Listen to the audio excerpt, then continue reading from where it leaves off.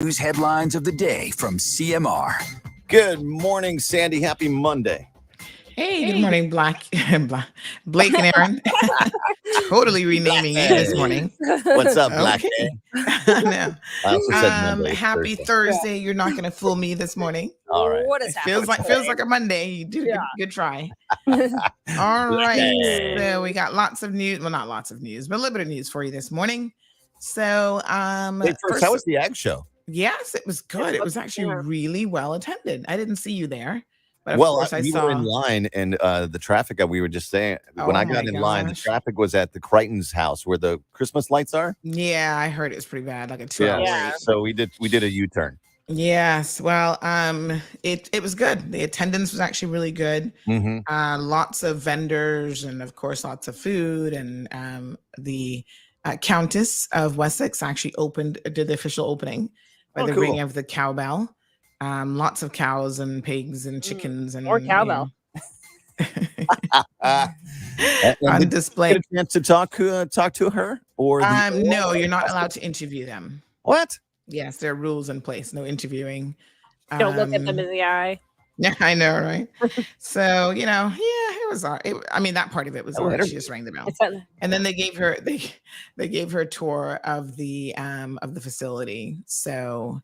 I was more interested in the other people that were there, to be honest, because we hadn't seen each other in like 3 years. So the Ag Show obviously has been in a bit of a hiatus because of the coronavirus. So I think this was probably why it was so busy. a very, very successful return.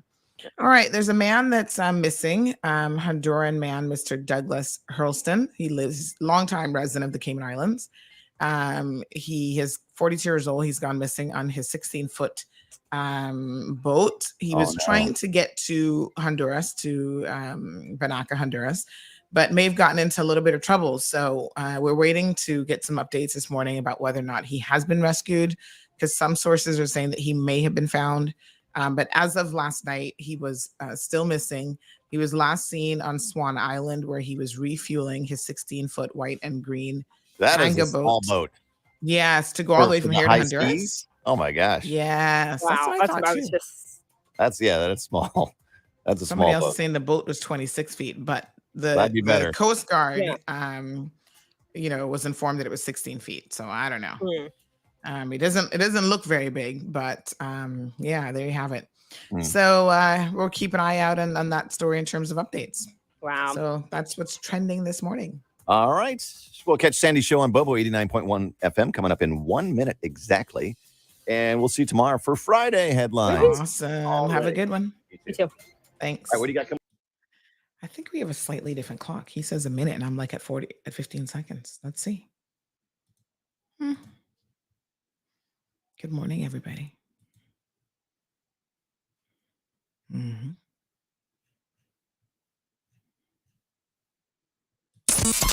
Bigger, better, bolder. The cold, hard truth is taking talk to the next level. Right here on Bobo 89.1 FM, Cayman's Community Radio. We are still spilling the tea. And committed to being part of the change that Cayman so desperately needs. Join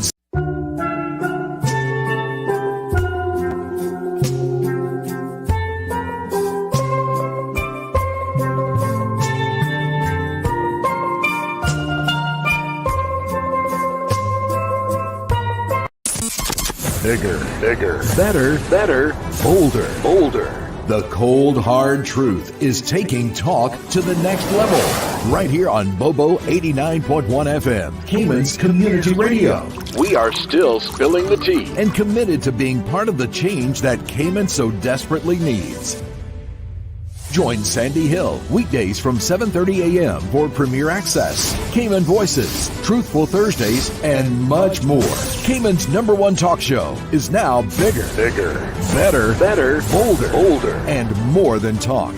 Getting results with hot topics, consumer reports, court exposés, and more. I've come to set the record straight.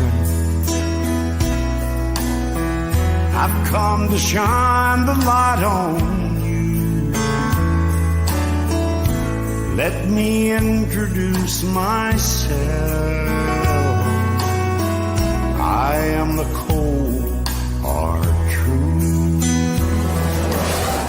Now, from the CMR studio in Grand Cayman, Live, direct. it's the cold, hard truth. Now, join the conversation on 345-936-2626. That number again is 345-936-2626.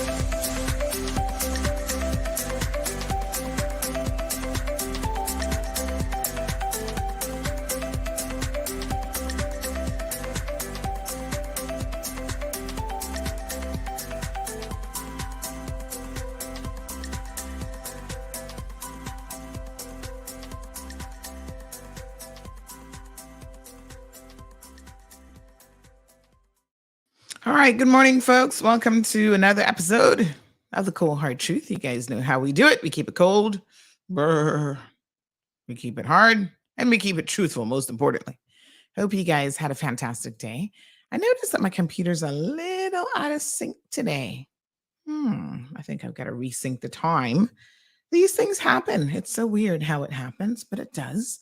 Apparently, there's somewhere in your settings where you can tell the computer to resync the time.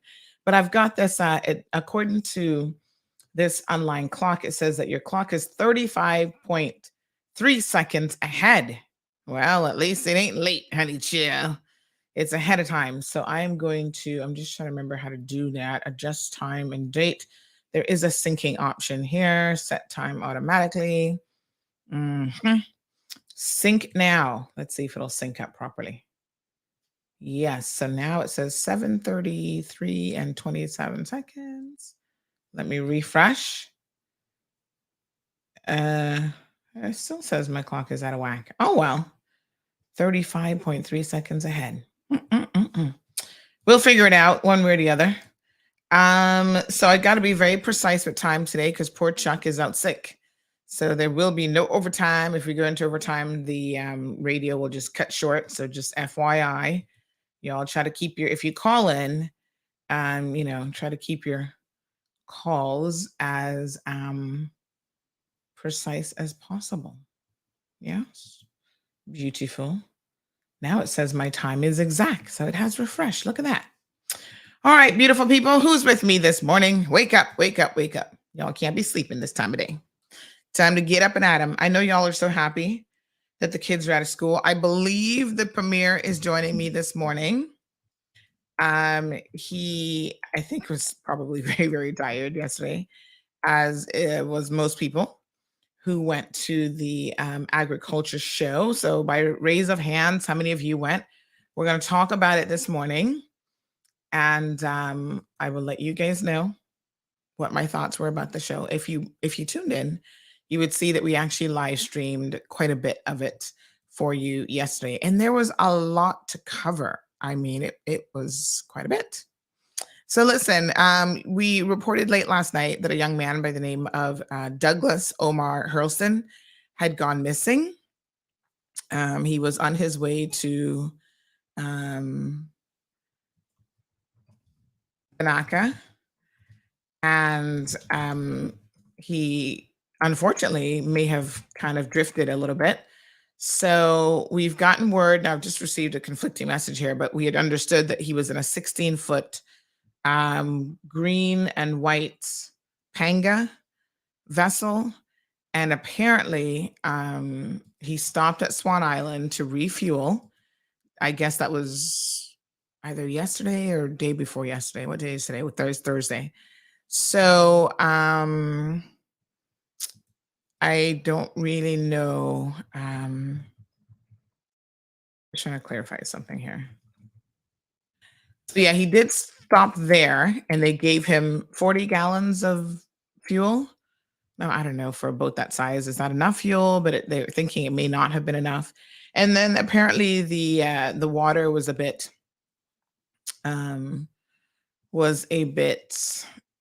choppy and stuff as well. Like the weather really wasn't the best. So a lot of people are like, why is he going out in this weather, sort of thing. I think when people are comfortable on the high seas, like they themselves don't always see the danger involved. So sometimes they will boogie out there, when in all honesty, they should probably just err on the side of caution and stay in on shore. So I don't know what the desire was to go to Banaka, but try to be careful, folks, because these waters do not care anything about your life when it's choppy, and you go missing. Unfortunately, we have heard of other tragic results before, but we're praying for the best. I say in situations like this, up to a certain point, no news is good news. So hopefully Douglas, 42 years old, will be found and will be returned safely to his family. So the name of the vessel is All We Need Is Love, and went out Sunday morning. Someone's also saying that he didn't clear with the officials that he was leaving. I don't know how these things work. Is it customary that if you're leaving on even a fishing trip between here and Honduras, but you're going to end up in Banaka, that you should, notify the officials? I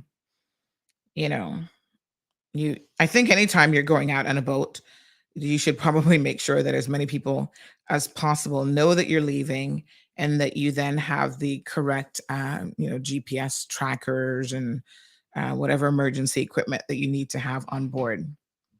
How far is Honduras from Cayman, like Banaka? What's the distance between the two islands?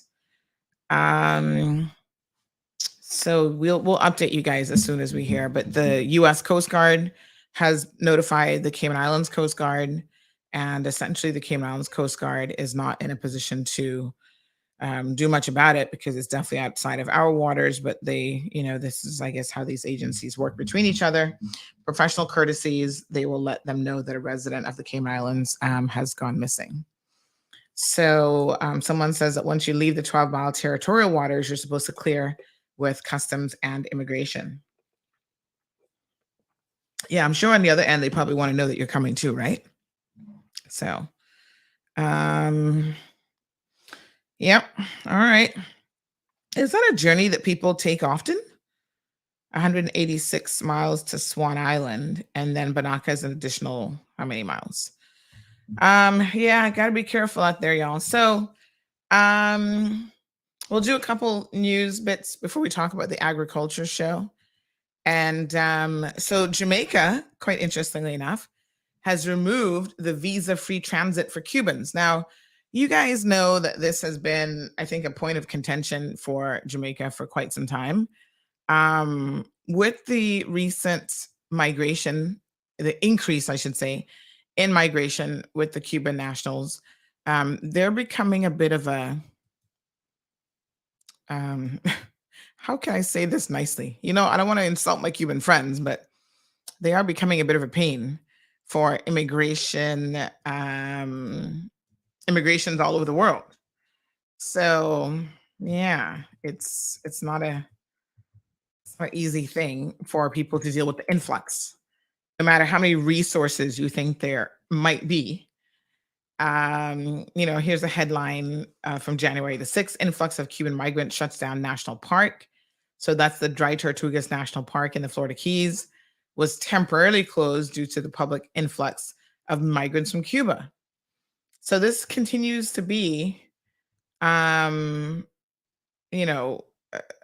problem, quite frankly. Here's another story. Cuban migrants arriving in boats with parts sold on Facebook.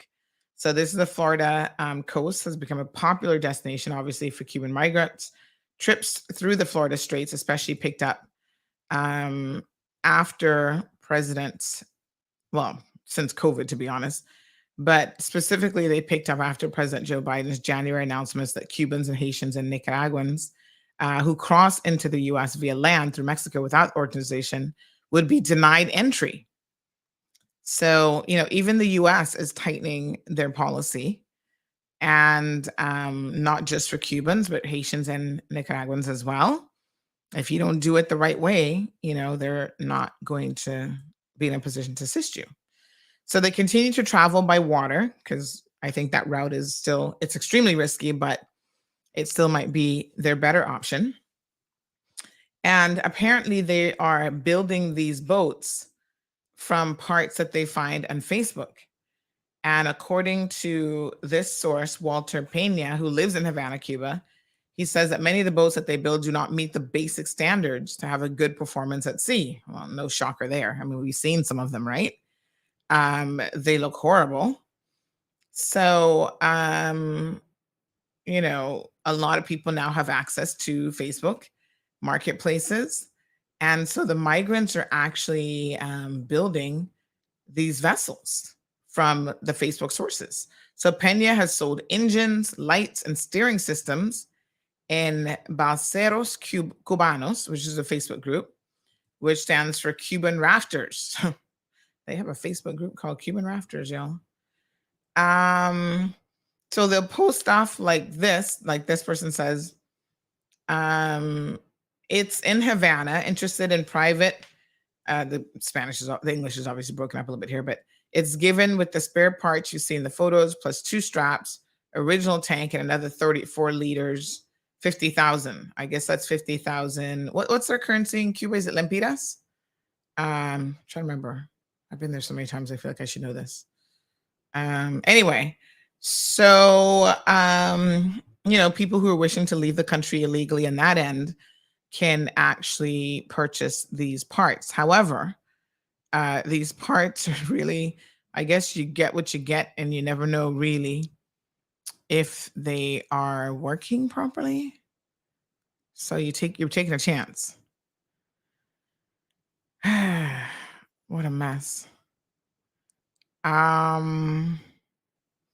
So in the group, there are people who, you know, will say they're looking for, this is what they say, asking for a specific part or an exact number of handy men or women, hint, hint. And they write these in euphemisms advertising fishing trips in the near future. You know, it's not a fishing trip. So it's a 100-mile journey to Florida's southern shores. And I think Facebook, Meta, who owns Facebook, Instagram, and WhatsApp, said that several groups have already been disabled after an internal investigation found that they violated the policy against human exploitation, a company spokesperson recently revealed. So the company, the tech company, recently updated its human smuggling policy in December to limit exploitation while still allowing asylum seekers to access information to help them make informed choices. This is according to an email sent out by Meta.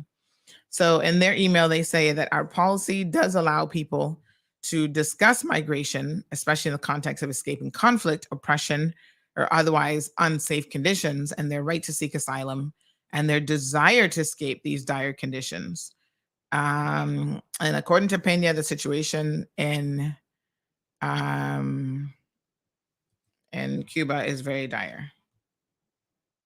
All right, so the premier says he's feeling a little bit under the weather. That's fine.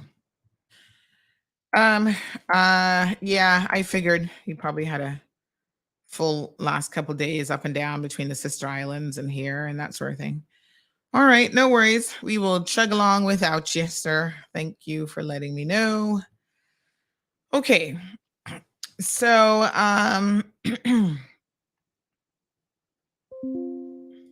yes. All right, so there was also something recently in the last couple of days. Give me a second here. That the Biden administration was saying, let me just see now. There's something else about the Mexican route. I'm trying to remember what that was. All right, when I come across it, there's some headline I saw that I thought, oh, that's interesting.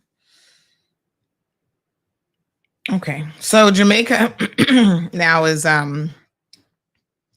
making some changes, and it's not going to be good for Cubans, but it's good for Jamaica. So they're going to discontinue this visa-free transit for Cubans. Now, I told you guys from last year, I think we covered this story, that apparently the Jamaican government was struggling with what to do with Cubans because they knew that Cubans were actually using the Jamaican route to eventually get to Nicaragua. And this was creating a problem because then they go from Nicaragua to the Mexican border and they're entering the US illegally. So, of course, I think we all understand diplomatic relations and that, you know, the US is not encouraging illegal immigrants. As you see now, they've basically closed the loophole for Mexico. Like, if you come in illegally, we're not going to acknowledge you in any way, shape, or form. So that's a big closure, because I think last year they had like some over 200,000 people, which is a significant increase going through that route. And remember what happened now. This is very, very important to know.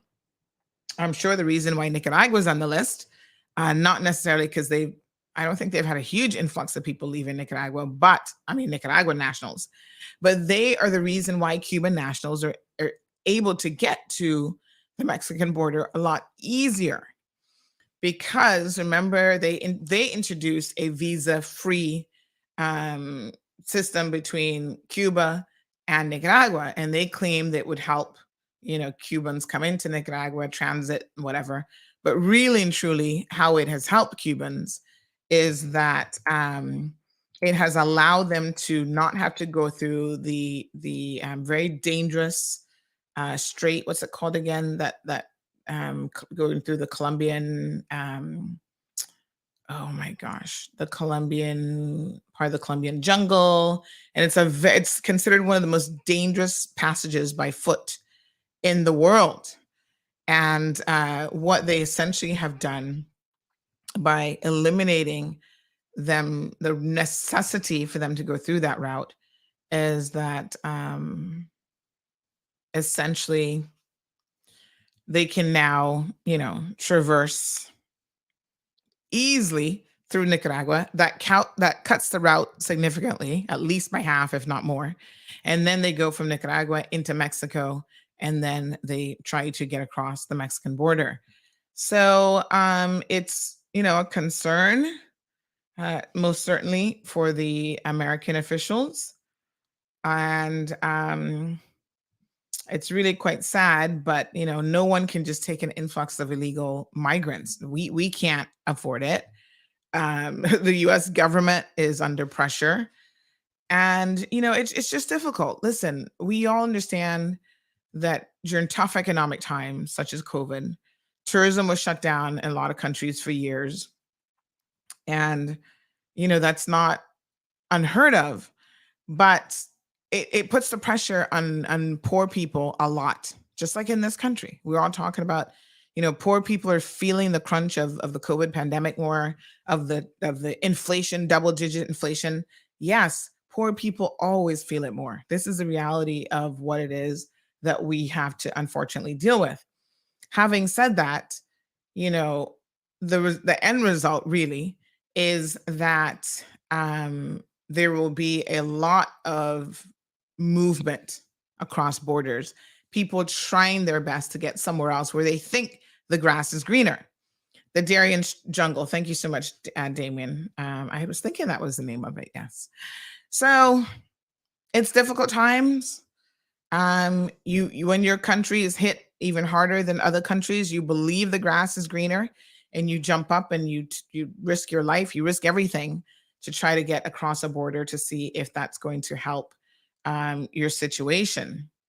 You know, the sad thing is sometimes you think the grass is green on the other side. It actually really isn't. It's going to be just as tough to, you know, make it across. And when you get there, it's going to be just as tough to actually continue to, you know, try to survive. But there's different levels of tough, I suppose. And maybe in some areas of the United States of America, especially in Miami, where they have some degree of assistance from other Cubans and so forth, and they probably have families. A lot of these people will have family members in the Miami area or other places within, you know, Texas and other places within the U.S. They at least have family who are in America who might be getting access to the American currency, because, of course, one of the difficult things is thank you, El Ray, it's pesos. What did I say earlier? I didn't say pesos. Did I say, I said lempiras, right? Or something. That's Honduras. Honduras is lempiras. So yeah, so it is very, very challenging, folks, for them to, try to survive. I mean, we're all having challenges, some more than others, right? In terms of survival.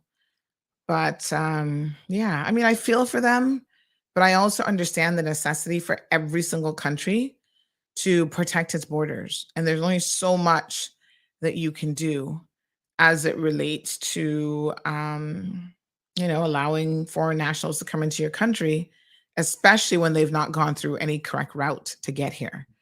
Listen, immigration fraud in this country is on the increase, and I think that we all need to wake up to this. This is a sad fact. But we all need to wake up to this because this is actually a very, very problematic situation for us. And it's going to get worse, I should say. And for those of you who are not acknowledging or, even paying attention to what is happening here, you might want to, because it's going to have some serious implications. It already is having some, especially these marriages of convenience, but it will continue to have some serious implications going forward. So, at the end of the day, folks, I think that we need to be very cognizant of,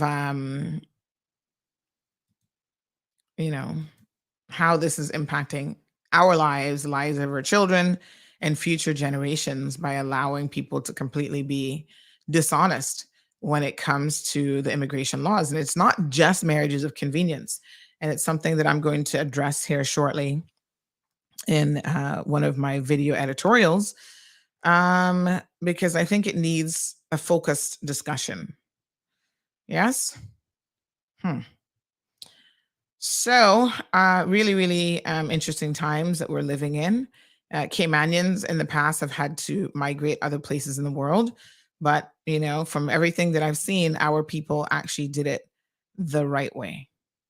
We didn't run afoul of the laws of other countries.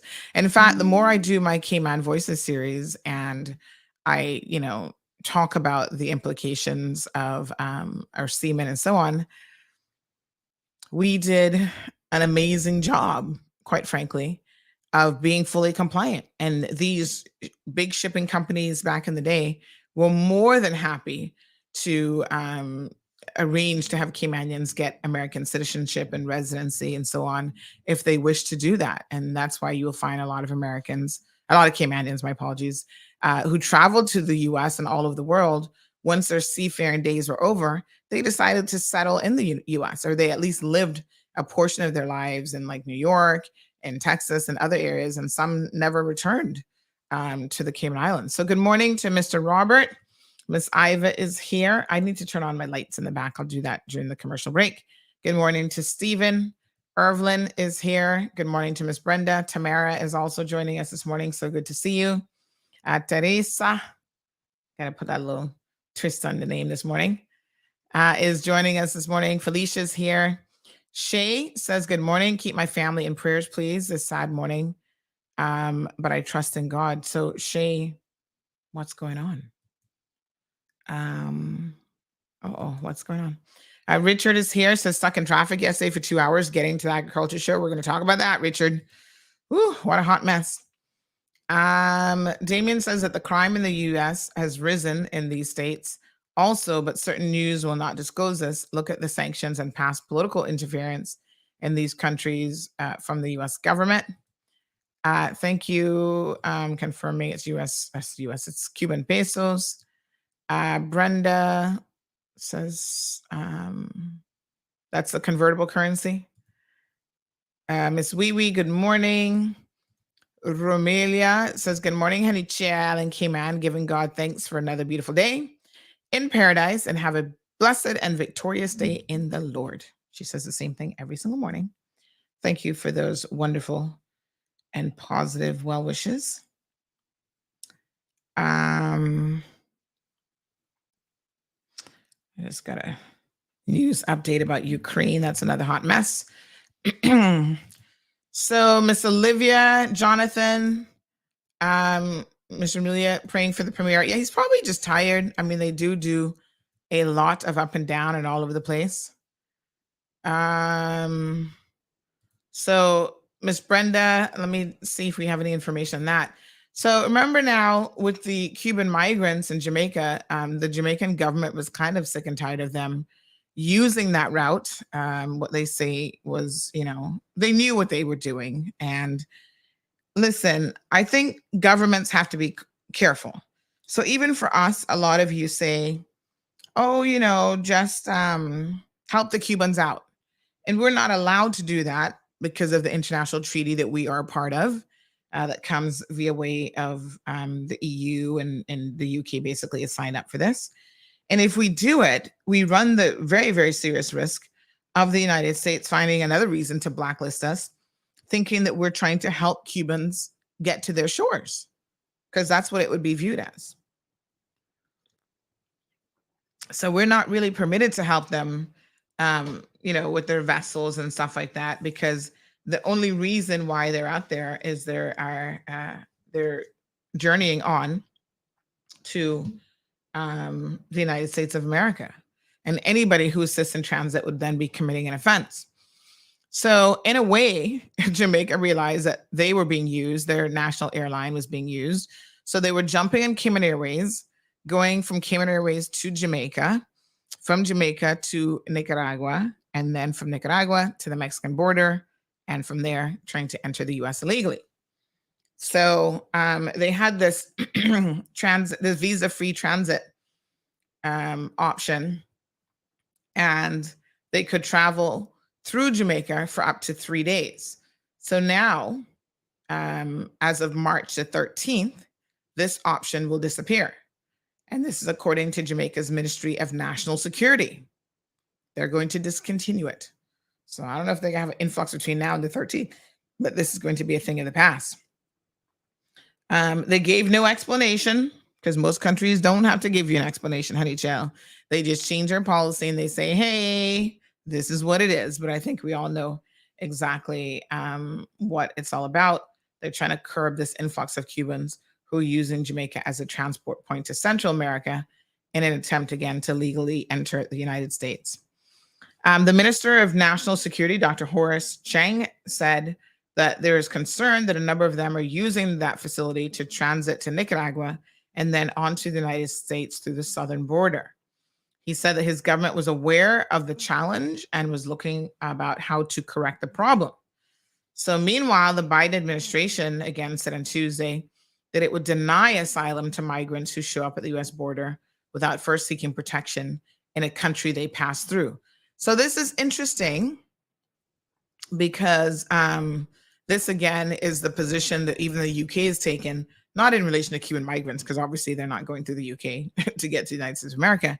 But the UK, as we mentioned about a month or so ago, has now taken a very strong position with the influx of European migrants that they have, and migrants from, where is it that they were going through again?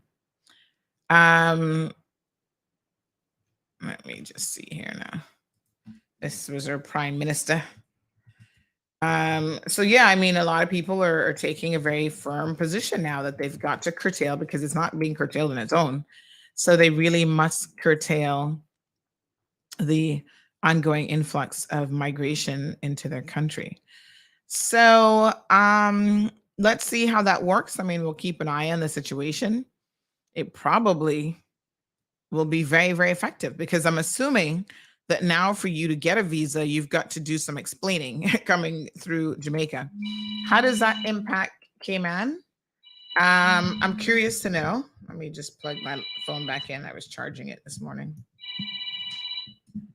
Yes, honey chill. Morning, caller. Welcome to the program. Hello. I can't hear you. Hello. Hello. Okay. Once you figure that out, let us know. So yes, I mean, the UK's position has obviously changed. And as a result, our position really will be in line with what the UK does. So he's going to introduce legislation. This is what Prime Minister Rishi Sunak said. He was going to introduce legislation to halt people from remaining in the UK illegally. And he talked about the necessity to do this. And apparently they have a backlog of some 150,000 plus asylum cases that have not been dealt with. And as of the 20th of December, more than 45,000 people had crossed the Channel Island in small vessels since the start of 2022. And that was a 60% increase on the 2021 numbers, which is now the 2022 numbers is the highest figure recorded, being recorded since records have been kept. So this is an area of concern for them. Now, the most interesting thing is, again, the U.S. is surpassing migration numbers of Cubans, and shocking figures, really. And again, it seems like whenever Cubans are having difficulty with their finances, they run elsewhere and try to claim political asylum. Good morning, caller. Welcome to the program. Again, good morning, Mom. Yes, I can hear you loud and clear now, honey chill. How are you? Good. This program this morning is a godsend. Mm-hmm. Today, I got a little TV privilege and I watched a brand new channel from England. I can't remember the name of it. Okay. But on point was the situation with Miss Shamima. Mm-hmm. And I thought, well, the British are finally finding ground to stand on and dig their toes into the mud of the earth and stop being stupid. And I think we might find something to help protect ourselves into that Shamima situation. I don't know if you know about Miss Shamima. She left England when she was 15 years old, went somewhere else, became one of the ISIS situations, and now she wants to get back home. Mm-hmm. And I was just thinking about us just sitting down here like a sitting duck. But if everybody else around us is moving in the direction of we're not being cruel, but we have to think about our own security. Maybe this will stop because people have sometimes foreign people that I know make fun of us Caymanians for pitching on the phone and on the radio. But what are you getting done? What are you getting done? At least we are talking. These people in countries don't want to talk. And they join the corruption because it is all corruption. They join the corruption happily when there's anything in it for them. And the system begins to strangle them, then they jump up and they want to run, and with an attitude. You don't get the people country and be grateful. You don't get the people country and be grateful. I like to talk this morning and to say to the British people, keep your noses up and do something with this situation. Do. Anyhow, nice Thank you. program. Thank you so much. And now that you sound like you got yourself a fancy new TV. So remember now, if you have YouTube, you can actually go to the YouTube app and look up CMR and watch me on the screen. How about that? I was borrowing privileges. Oh. I had to be able to do that. That's a cost of babysitting. Oh, I see. So it was a temporary privilege then. All right. We soon get you sorted out one of them Fandango TVs. You don't worry yourself. Thank you. All right, my dear. Bye-bye. Good. All right, folks. Thank you so much to Miss Charlene. Yes, I mean, listen, every country has a right to protect its own citizens and to protect its own borders. And I dare say that we know the stresses that are coming with not protecting our borders. I think logically a lot of us feel it. In fact, I was reading some of the comments here, and Nathasha Dixon says Caymanians are becoming the expats. Our kids have to prove they are Caymanian by getting a letter from WORC. Unbelievable BS. And this, unfortunately, has been the situation, especially if your kids were born in the since 1977, I think was when the law changed. So quite some time. Yes, they have to prove, because our immigration laws have been so disjointed over the years that there has never been a singular system that you can say, okay, if a person has a Cayman passport, that's a travel document, but they could have only ever received that if they were actually Caymanian. Apparently not. People were receiving Cayman passports, and that does not necessarily mean that they're Caymanian. So we've had, must be some jacked up laws over the years, honey child, to the point where that's the difficulty of it. And so as a result, you know, when you say you're a Caymanian, they're like, okay, hold on. If you're born after 1977, because the laws have been so willy-nilly, we need to verify how you claim to be a Caymanian. Morning, caller. Good morning. I just wanted to touch on that verification of Caymanian real quick. Yes. So I was in the process of trying to get the whatever it's called, acknowledgement. Yes. For my 3 kids. And I go on the immigration website, and there's like 2 different forms. So there's 2 different ways of doing it, right? Right. And because I think it depends on how you're claiming it. On the parents, on the parent status, right? So if the parent is already acknowledged, then there's a certain form. But if the parent has, say, Caymanian status, there's like a status paper, there's a different form or whatever. And then if you're doing it to the mother or the father, anyways, the point is it's not that simple to understand. And so, especially when it comes to the requirements and what all the documents that you need, the forms are pretty straightforward, but the documents that you need to go with it, I wasn't quite sure. And so I called immigration and I got, some answers. And so I started filling out the forms, and then I was like, wait, but this doesn't make sense based on what she said to me. So I called immigration back again and spoke with a different officer this time. And I said, I'm reading the form, and the requirements, one of the requirements says proof of Caymanian status for the parent, right, of the child. And I said, well, what is proof? What consists of proof? Obviously, if you have a status letter, that's proof. But if the parent is the proof, the acknowledgement that the parent already has, or the parent, grandparent's birth certificate, I'm trying to figure out what is proof. And the lady was extremely rude. And I wish I had taken her name and reported it. She was extremely rude, but she said, why haven't you done this before? We've been telling people to do this since 2017. And I don't understand why you're just doing this now. And I said, Miss, I'm trying to get it done.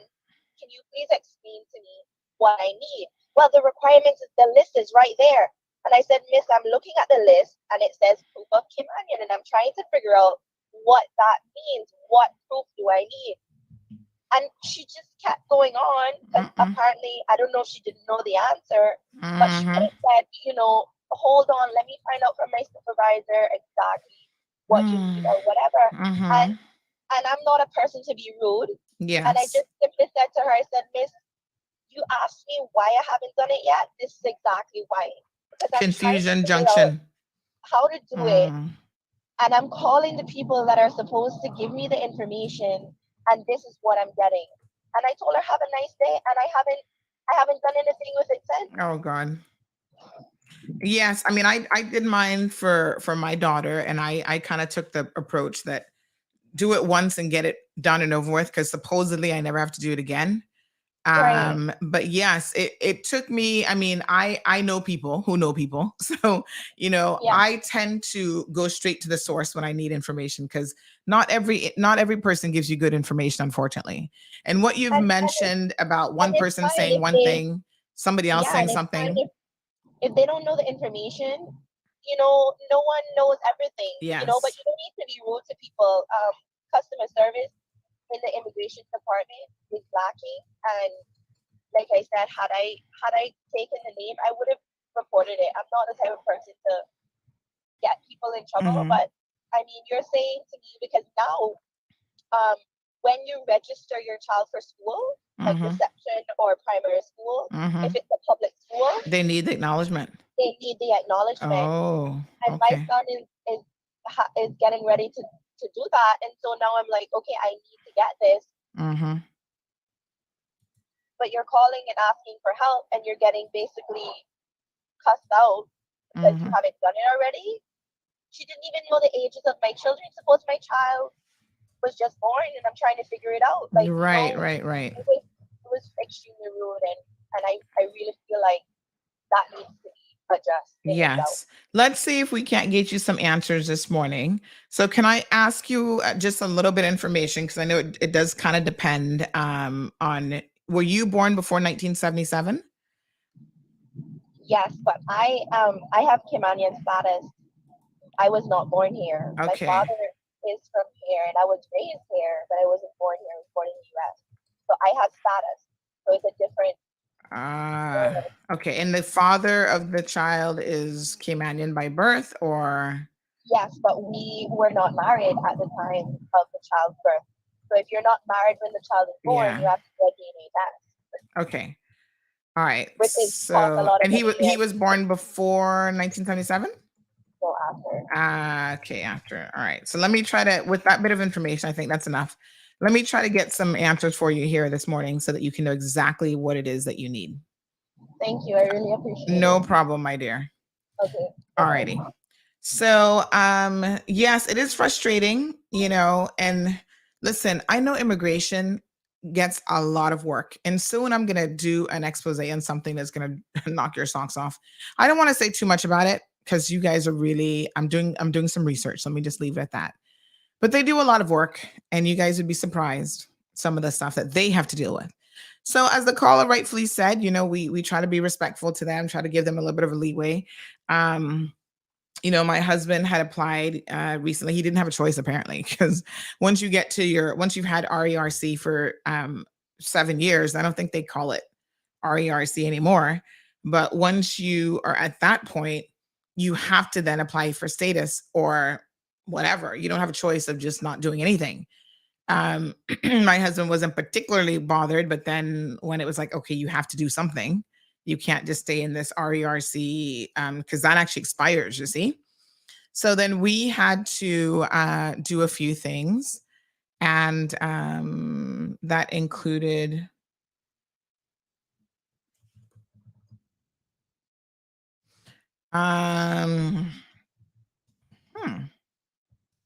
they said that my camera is trying to, I'm not really looking at it, but it's trying to focus. I might turn on another light. What I've done today is kept one of the lights off. So maybe the lens is trying to not focus, but that's not something I can just adjust like that.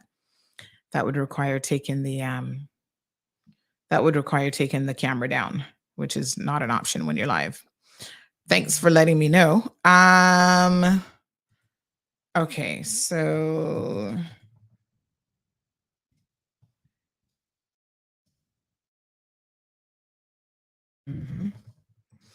all right. So anyway, I was saying that that he had to apply for a status, basically. And so, you go through these forms. They're not the most difficult forms in the world, but they're also, you got to make sure you read it properly, because there's a bit of paperwork involved.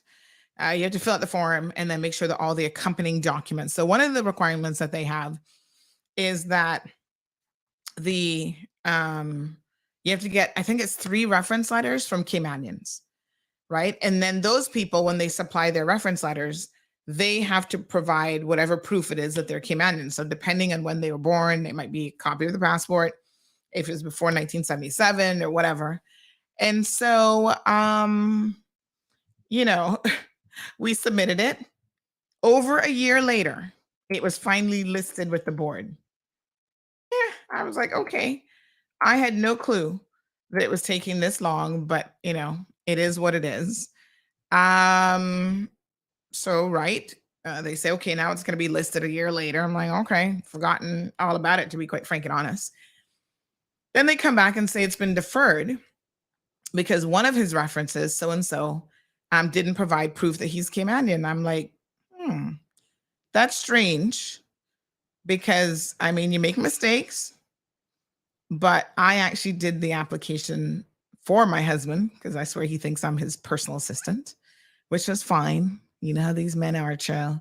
Some of them don't admit that they actually need us for these types of duties. But anyway, So I'm thinking that's weird. Like, I'm pretty sure that I would have, I think that they're sealed references, but I know I would have said to all of his references to please include whatever proof that you came out in, whether it's a birth certificate or whatever. So when they mentioned who it was, I knew the age of this person, that this person would have, been born here before 1977. So I thought that's kind of weird.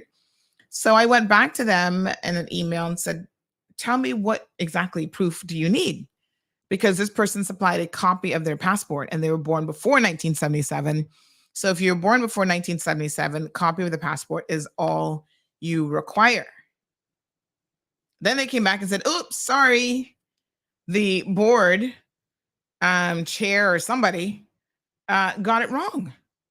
And I'm like, okay. Yes. And they would relist it. Like the caller said, you're like, okay, whatever. You try not to even make a big deal out of it. Mistakes happen. But then it does make you wonder, how many mistakes are these people making? How many other people might have had this deferred because of no fault of their own? So they said to disregard the deferral letter that was previously sent, as the passport picture page is sufficient for proof of being Caymanian. And they would now have it relisted for the board's review on the next available board meeting, which is to be held in such and such a date. I was like, okay, yeah, they did say apologies, as this must have been an oversight when the board previously reviewed the file. Now, like I said, I understand that they have a lot of files, child, because one of the things that we really need to do is to curtail this spousal route. It is being taken advantage of. And I hate to say it, but we have too many fool Caymanians to leave it up to the average person to make good decisions. This is coming from someone who is married to a foreign national. Okay? Understand what I'm telling you. I get it. You can't sometimes help who you might fall in love with. But some of you all are not falling in love with these people at all. This is a mutually convenient marriage of convenience. And it is on the increase, and it needs to stop. Now, one way in which they can stop it, once you get your status, you only pay $1,000, which is, that's nothing. That's a drop in the bucket. I think that fee should be increased. Yeah.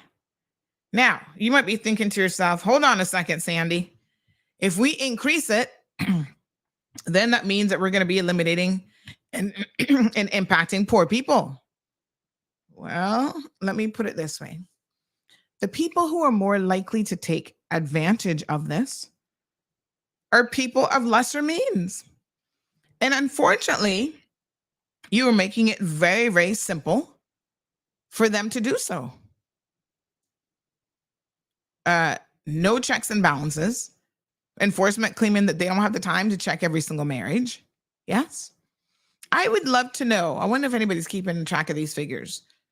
How many marriages to Caymanians, like what's the influx? How much has it increased by? Because undoubtedly it has increased significantly over the years. Even the last 5 years. I'm going to FOI that and see if we can't get some numbers. I think we would probably all be surprised. And the lower you keep that fee, the easier you're making it for these no good people to come here and want to take advantage of the system. Oh, they can find $1,000. Increase that a little bit and see what else, what you'd be doing. Morning, caller. Good morning again, and whoop, whoop for the point. Thank you. Thank you, my dear. So sometimes you have to recognize, and believe me, this isn't about rich versus poor and saying that, oh, what we want here are rich people, right? Now, this is an argument. I hear a lot of y'all talking about these rich people. And I find that for me, it's not a matter of finances. It is a matter of what is it that you actually bring to the table, should you ever get to the point where you're going to have Cayman status. And also, what are you taking from the table? Okay? Imagine this scenario.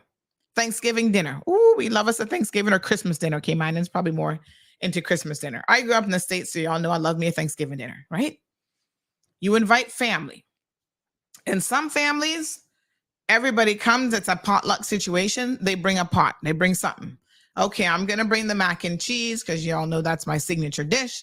Aunt so-and-so, she's going to bring her custard top. Somebody else bringing the cornbread. Somebody else is going to bring the potato salad. It is a team effort, right? So you bring something to the proverbial table. Now, when you leave, you know us Caymanians especially, we believe in a little bit of takeaway. So y'all be taking a plate. Now, listen, at my house, I love for you to take away food because quite frankly, I always have too much and I don't want, my fridge only so big and I don't want to be eating leftover for 5 days. I can do leftovers up to 2 days and then I'm like, I'm done with leftovers no matter how good the food is, right? So I encourage people. I got takeout containers. I always keep the big box of takeout containers. I'm like, here, honey child, take food. But you can't have people who show up, sit down and eat at the table, get their belly full, and then take 5 plates of food, right? And that's all they ever do is take. So we need to look at the contribution that people are bringing when they come to this country. Yes? Some people of so-called financial means, they're taking a lot. And we need to curtail that as well. But what I'm saying is, it is obvious, just like there is an influx of people now taking out work permits illegally for people, that's happening a lot. And we need to talk about how we're going to curtail that situation as well. There's also a requirement that we discuss and we talk about this whole thing of marriages of convenience. We're making it too easy. It's part of the problem. Now, take it from me as someone who's had the privilege of living in another man's country. I remember immigration paperwork back in the day, in the 90s in the US. It wasn't easy. Child, you had to hire yourself an immigration attorney. I actually had, when I was in high school, I won a scholarship. I can't remember the name of the law firm now, but it was some debate that I participated in, essay contests and whatever, and I actually won.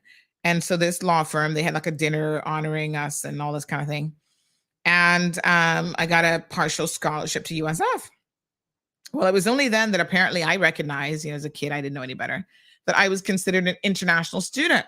And so one of the lawyers, I was kind of explaining my predicament to him, and he said, oh, wow, this is a bit of a tricky situation. You've lived here for a while, but your aunt never bothered to regularize or change your immigration status. The entire time I lived in the US, up until the very end, I was on a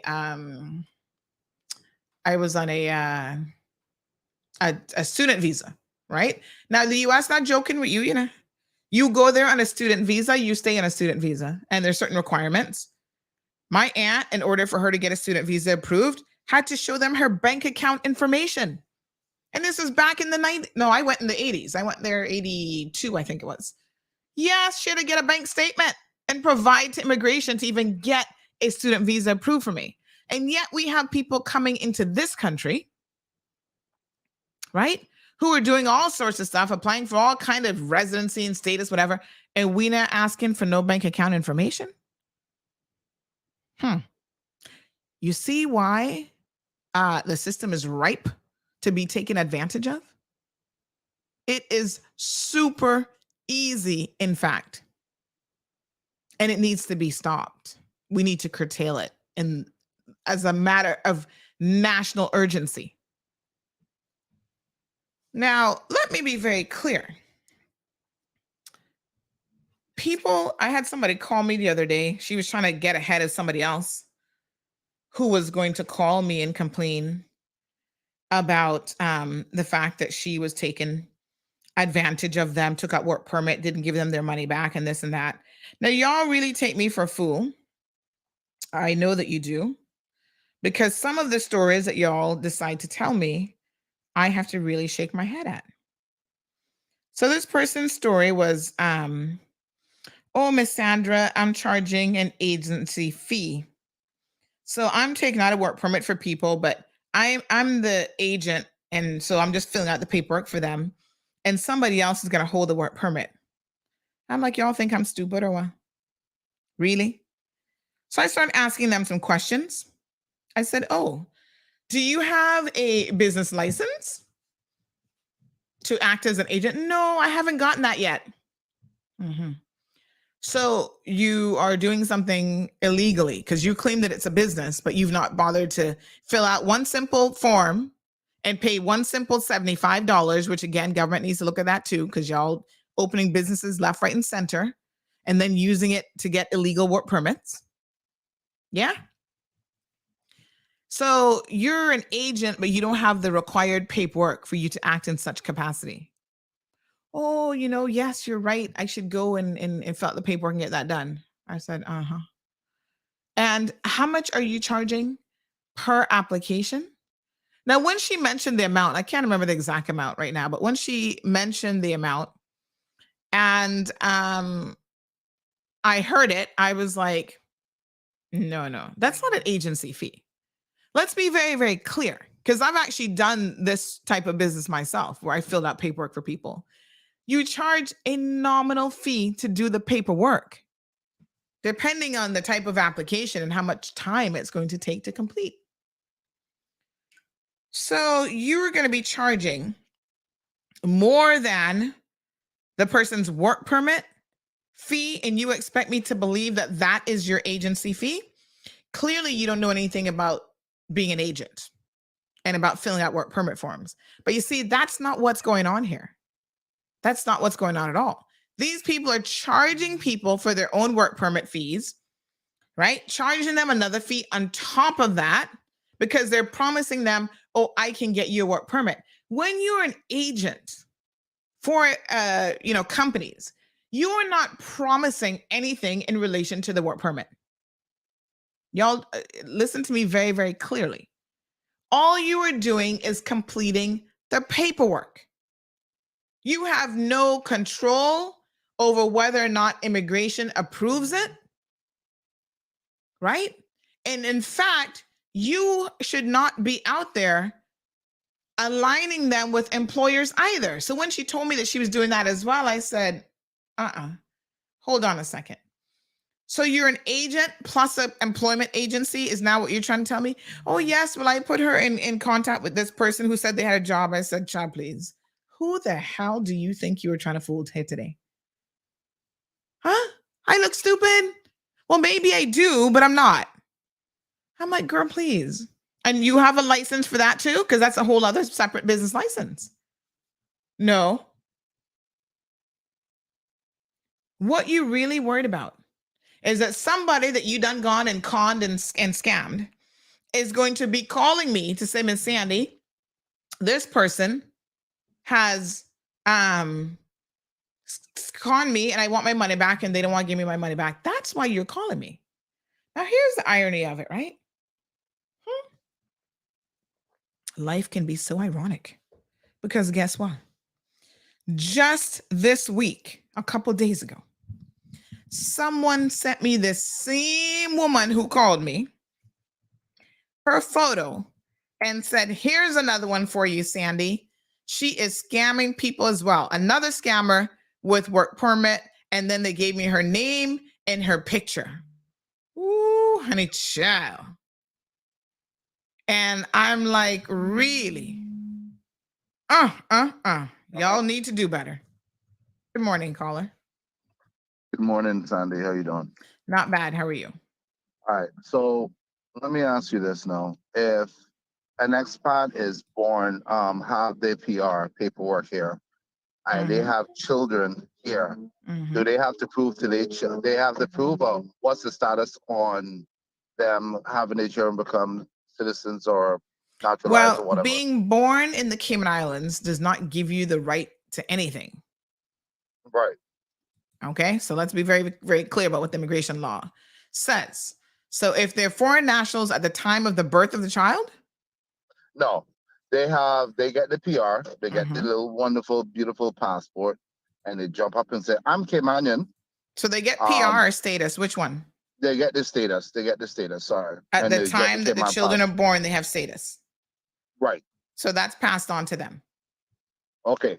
So do they have to prove that their child is Caymanian? Yes. There has to be an Okay. acknowledgement.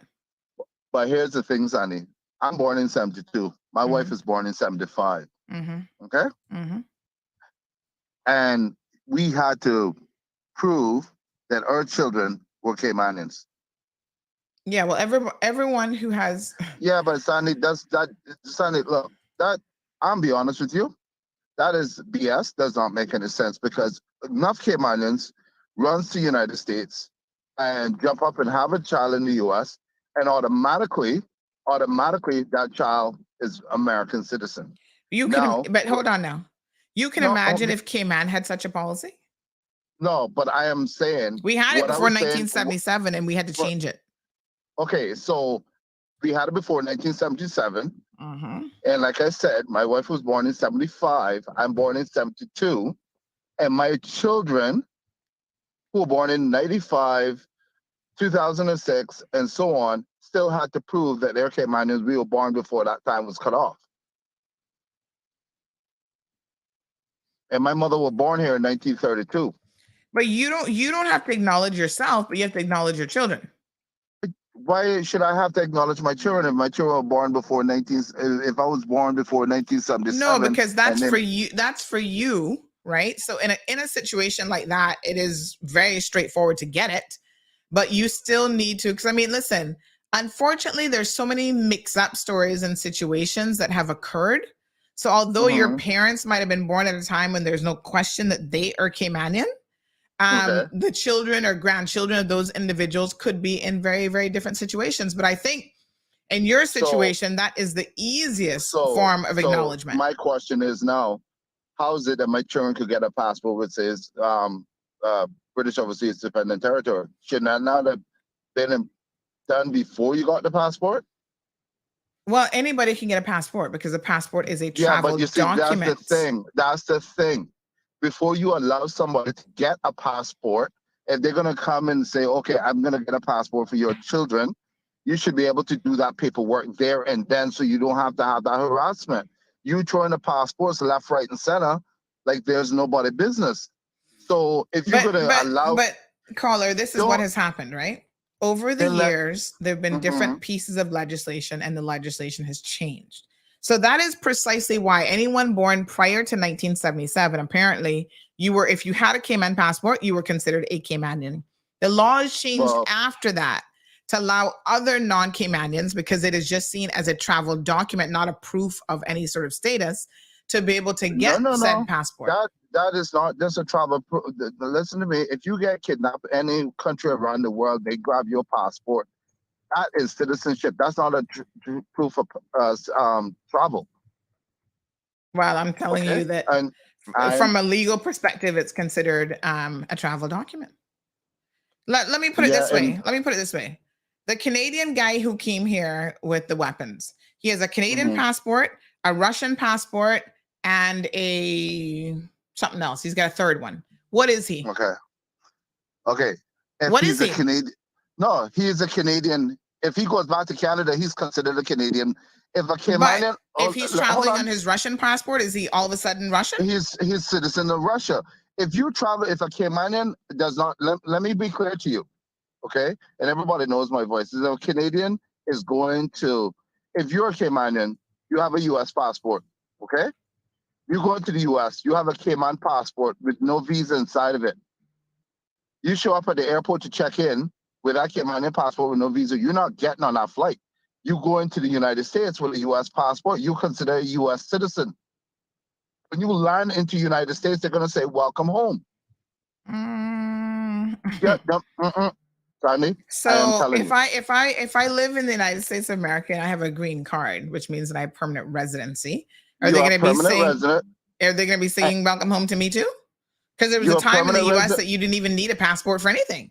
There's a lot of Americans who do not have a passport because they've never traveled anywhere. But they have the social security number, and they have the birth certificate. Honey child, that doesn't, a social security number does not prove any sort of immigration status. I had a depending on social your security number as a student in the U.S. Yeah, and you have different social security card. You have social security card that says no rights to work. Any Cayman can get a social security card. If you want to go up to the States, you can fill out a social security No, my form. social security card didn't say anything about the rights to work. You just got issued a social security number. Okay, well, when I went to school in the States and I was living, I went to South Carolina. This is what I'm telling you. Immigration laws change over time, right? And I understand so there's a point in time when in the U.S. you would get a green card that never expired. They've since done away with that, and green cards are good, I believe, for a period now of 10 years. And every 10 years, you have to apply for a green card. And the intent is that you don't remain permanently in a green card. At some point, you need to decide if you're a U.S. resident, you have to then go on to the next step. You have to pay for that green card and do the I-75 form. You have to pay for the green card and pay for the I-75 form and all those fees. And that's the exact same thing I mentioned a couple months ago. When people come here and they ask for the PR and the residence and whatever, even when you get married to an American citizen, there's a process. You go through the green card first. You get that. You do your I-75 or 175 form. You fill that out for a while, and you keep on reapplying. And there's a fee onto it. That exact same thing that what immigration should do is, instead of harassing people who are born here before 1975, 1977, I was born in 1972, and my wife, like I said, was born in 75, and I decided to go get a passport for my children. Those forms should be you should ask for those forms there and then. Don't let the horse out of the stable and then try to call it back, right? Because therefore you could cut that right in the butt and get all that paperwork dealt with. So from the time you get that passport, you automatically know that you have the rights to be here as a Caymanian or a Cayman citizen. And second of all, there's nothing called Caymanian. We're a British Overseas Dependent Territory. That's why they got rid of the older passport that said CYM on it, and now they have GBD. Now, if you look at an American passport, when you go to any country, when you swipe that American passport, it says your citizenship, which comes up on the system saying U.S. citizen, and then it will give you your birthplace. So if that Canadian came here and he's going back on Canadian, you will see the Russia system to show that he was born in Russia but has a citizen of Canada. That's what it says. Here's what an expert on this has said, and I hope that this will clarify the position for you. A passport is proof that the holder is a British Overseas Territory citizen. It is a very valuable travel document that allows visa-free entry to many countries. It's a travel document. Not necessarily, Sandy. I don't care what anybody. I've been into this industry for over 10 years, and I'm telling you that's what the law says. Okay, so you might be in the travel industry for over 10 years, but the law says. But okay, let me ask you this: if you get stuck, say in some foreign country, and they have a British consulate there or a British embassy there, and you're running to the embassy and say, I'm a Caymanian or a British Overseas Territory, what are they going to tell you? That's just a travel document, kick you back out? Think about that. If you get stuck in Iran or Iraq and they have a British consulate there or a British base, all I can tell you is your Cayman passport does not prove your Cayman status, and that is precisely why you need confirmation or acknowledgement. That's why that's in place. I understand that, but what the things that they have in place does not make any sense, because they make anybody that comes down here to grab a Cayman passport, and it makes it easier than grabbing a piece of land. That's all. I'm just telling you off the back. They make that too easy for people to grab. Okay. Well, that's a whole that might be a whole different answer. That might be a whole different discussion. But the point is, it's a travel document. But the thing is, the citizens of this country, the people who work, and if you could be able to vote and you run up and come to me. Here's the other thing. If you're going to ask my 27-year-old daughter to vote for you, but yet she still have to prove that she's a Caymanian, what the hell does that make any sense? I need to vote for you to put you in office, but yet I got to prove that I'm a Caymanian. if I be able to hold a passport and to be able to vote for you, how is it that I still got to prove that I'm a Cayman? Here's the interesting thing about this, right? Every time there's been a discussion, and the national ID is one way in which you could put this issue to bed. People are like, no, I don't want that. But Sandy, I understand. Okay, when you come to the national ID, that's fine. But before you get to the national ID, stop it from the beginning. Before but it's you be already able to too get late some... for that. But okay, but guess it's what? Already too late. Between 1977, since then, it's already too late. So okay, you're saying stop something that started in 1977. We can't go back in time. The other idea. Unless you know how to get that time machine that I've been hearing Passport, about. No, I could tell you how to stop it. Passport needs to be renewed, right? Correct? Yes. A passport needs to be renewed. So when you go to renew that passport, if that form was not filled out, then it's not about a form not being filled out. It's the criteria at the time to obtain the passport was X, Y, and Z. You're saying now that upon renewal, change the criteria? Well, they already changed the criteria. You would run into some serious legal challenges if you tried to do that. Yeah, but right now you're putting people through a lot of headache. So okay, for an example, if that person, unfortunately, the law has changed, ma'am. And one of the things is, if a law has changed. All right, hold on one second. Let me see if this caller is going to shed some light on this. And I do have as well a response to the initial caller who wanted some information in terms of what she needs. I've got the correct answer for her. So caller, you have anything to add to what our first caller is saying this morning? Yeah, I just wanted to, because I don't think that the caller, you speaking to me? Sorry, go ahead.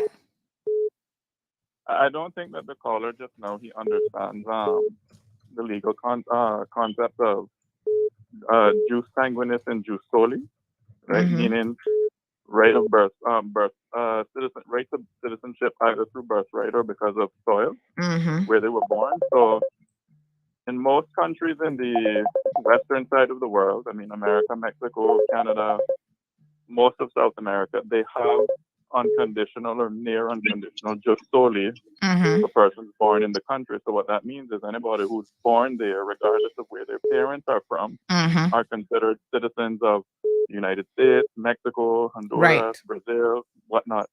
The UK abolished that principle, right? They abolished jus soli. I believe it's called the British Nationality Act of 1981. And it took effect on the 1st of January, 1983. They abolished that principle that just because you were born in England that you were automatically a British citizen. So, I mean, Cayman being under British law, I don't see how it's reasonable to then think, if Britain has one other thing, because what that Cayman passport says, it says you're a British overseas territory citizen. Anybody who has a British overseas territory citizenship, right, can apply to be,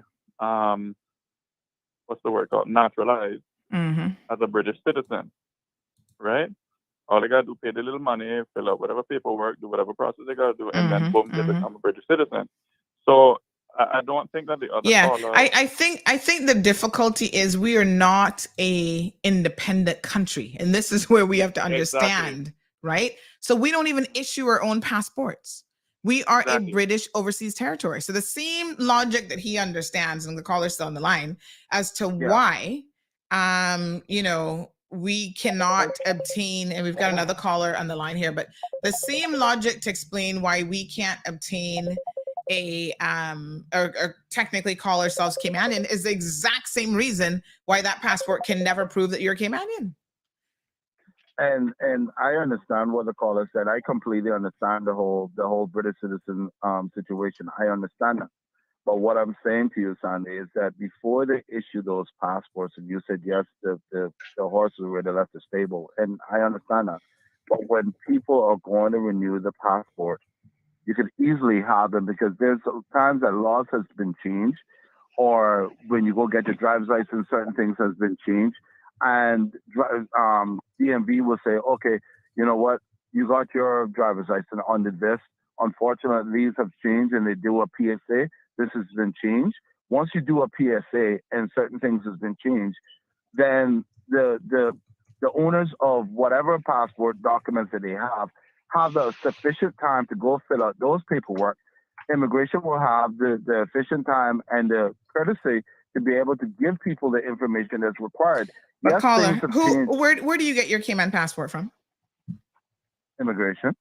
You go apply for Really? it. I still got my older one. You get your Cayman passport from the United Kingdom. Well, I haven't got my new one yet. You get your Cayman passport from overseas. But they used to print the old one in Cayman. You get your UK passport, your Cayman passport from overseas. I want you to think about that. We got another caller in the line. Good morning, caller. Welcome to the program. And we do have someone on hold on WhatsApp as well. Morning. Hi, good morning, Sandy and Danny, the 1 listening second. audience. Yes. Oh, I'm sorry. Was someone else talking? No. We've got multiple people. Don't worry, honey child. We got 4 of you, but you were next in line. So you go ahead and then we'll pick up Danny afterwards. Okay, then. No, basically, I see exactly what Mark is saying, and he does make a valid, good point. And this is where I think the government should be listening in regards to revising their laws at this point, because I see what Mark is saying. I have 4 daughters, and my daughters are all born in that catchment time where I had to go and apply when they were going to apply for government scholarships. I had to then go and apply to get this document to prove, that they're Caymanians in order for them to apply to get their scholarship. Now, however, like he said, they born, I get the passport, no doubt about it. When they turn 18, and this is what really hits home, and he made a great point when he said it. As soon, especially of recently, in the past 10, 12 years, when when kids reach the age of 18, now it's government pounding on the doors. Hey, get your children registered to get them out there, to get them to vote. All of this can happen, and you do not have to prove that you are a Caymanian. But when it comes now to things such as scholarships, you have to prove that you're a Caymanian. Why not just take it all up, all of those ingredients, and just bottle it up? You want to bake that nice, beautiful cake, and you love baking cakes. Put it all there from the moment, and I'm not saying it can't happen now. I mean, it can happen now. It can't happen back then because it's gone. The past is the past. But moving forward, look about changing the laws now that, for example, my children, if I had another child, when I'm applying for that passport at that point in time, and yes, the passport documents goes off to the UK to get the passport, but have the entities here working at the same time. When I'm applying for the passport, then I apply for that piece of paper to prove that my child is a Caymanian based on the fact that her father, he or her father and myself were Caymanians and all of that, and we were born before the time. Let all of that happen one time so that when that passport is returned, then I have also that document. But hold on a second, caller. The UK is not in a position to acknowledge anybody's status, and they're the ones who are issuing the passport. Listen to what I'm saying. Listen to what I'm saying. When I submit the application for the passport that's going to the UK, for a brand new child that is born and is a Caymanian, that say to me at that time, ma'am, in addition, now this is part of the requirement of you applying for the passport that's going to go to the UK. Here in Cayman, you need to also go and apply at this time. But you should do that. There's nothing stopping you. Let me be very, very clear. No, there I know is that. nothing You should stopping do it. anyone from doing it. Yes, you should do it, Sandra, and I am aware of it. But what we're trying to you want somebody say else is to remind you to do it. No. There are a lot of Caymanians out there that are not aware of it. Well, Lord have mercy. If they haven't children, just seem were you aware that you have to go and register your child and get a birth certificate? What's the difference, as far as I'm concerned? It was the second thing I did. Like literally, I got my daughter's birth certificate. I applied for her UK passport first. I'm trying to remember which one I applied for first. I can't remember. I think I might have gotten, I can't remember, but I applied for the UK passport, the Cayman passport. And then the acknowledgement letter. You and I may be up to times, and there are plenty of people that are up to times, but there are plenty of people who are not up to times, and we have to be respectful of that too. Yes. So I think this is something that they should say to them right there and then, because we're having a lot of Caymanians right now, young Caymanians still, but they have children of the age where they're going to apply for scholarships, and they're like, oh, I need to apply now for a certificate to say that my child is a Caymanian for me to get a scholarship. Guess what? Their children for the past 16, 17 years have had this passport, which is a travel document, traveling up and down. But these parents are young, and guess what? Unfortunately, they do not know. So just look here, make it a package deal and say to them, hey, listen, if you're going to do all of this right now, do it. Okay. Well, But I that's mean, all- I think I that's what suppose Mark that was they, trying to say, yeah. to your point, I suppose that there are ways that government, and I was just speaking to someone on the civil service side saying, I agree that there has to be more education in general about how these things work, because unfortunately, a lot of people don't seem to know. But it is also your obligation to know. Absolutely. And so I am a little bit concerned when, I mean, I agree, more information, put it out there, but a lot of people still don't digest it, and they don't read it, and they still don't care to figure it out until it becomes an absolute necessity. And then they claim that somebody didn't do their job for them. I'm going to say back to our government, there are many times that laws are changed. Yes. And it's only when an individual walks up to somebody's counter and they're doing something, and then they're told by, oh no, the law has changed. You didn't know that? Awareness is not out there. People are not being made aware every single day, and laws are changed. And you and I and everybody else on this phone this morning and all of the listeners will agree laws are changed on a regular basis, and there is no awareness being made to the people. All right. So I think there could be, that. and this comes back down to communication, which is what I say all Yes. the time. All right, so we've got 4 callers. Just a second. We've got 4 callers on the regular line. The last caller just called in, but we've got Denny also waiting. So Denny, your comments this morning? Laws are even ignored. Well, that's for sure. Every day. Good morning. I was figuring when Denny was going to call. Here's the thing. I agree with what the last caller just said about people not being aware. I run into it all the time. Yes. And people, you know, sometimes when I talk about the colonial relationship between the Cayman Islands and the UK, some people think that's, you know, the past. But it's not. It's not. It's our present right now. How are you feeling, Pastor Arnie? The fact of the matter is is that being a Caymanian, like the designation of being Caymanian, is not a nationality. Okay, it's just like how you would say, I'm a member of a group. Except in this particular case, it's the law that gives you the power, the right to be a part of this group if you meet the criteria. And this group is called Caymanian status. Right. And so if you, like, I hear some people think, I'm an 11th generation blue-blooded Caymanian. But the reality is that person who thinks of themselves as an 11th generation Caymanian only has Caymanian status, because when they say I'm Caymanian, that's a contracted way in which to reference the full proper term is that if you're a blue-blooded 11th generation Caymanian status holder is what you should be saying, because that's how it's worded in the immigration law. The Cayman Islands. That was my point too. Because what is in control of those classes of citizenship is the British Nationality Act, and the British Nationality Act is not something that is passed locally, it's passed by the House of Commons. Right. So we have no control over that. Right. And so the fact of the matter is that you have 5 remaining British colonies. You can call them territories if you want.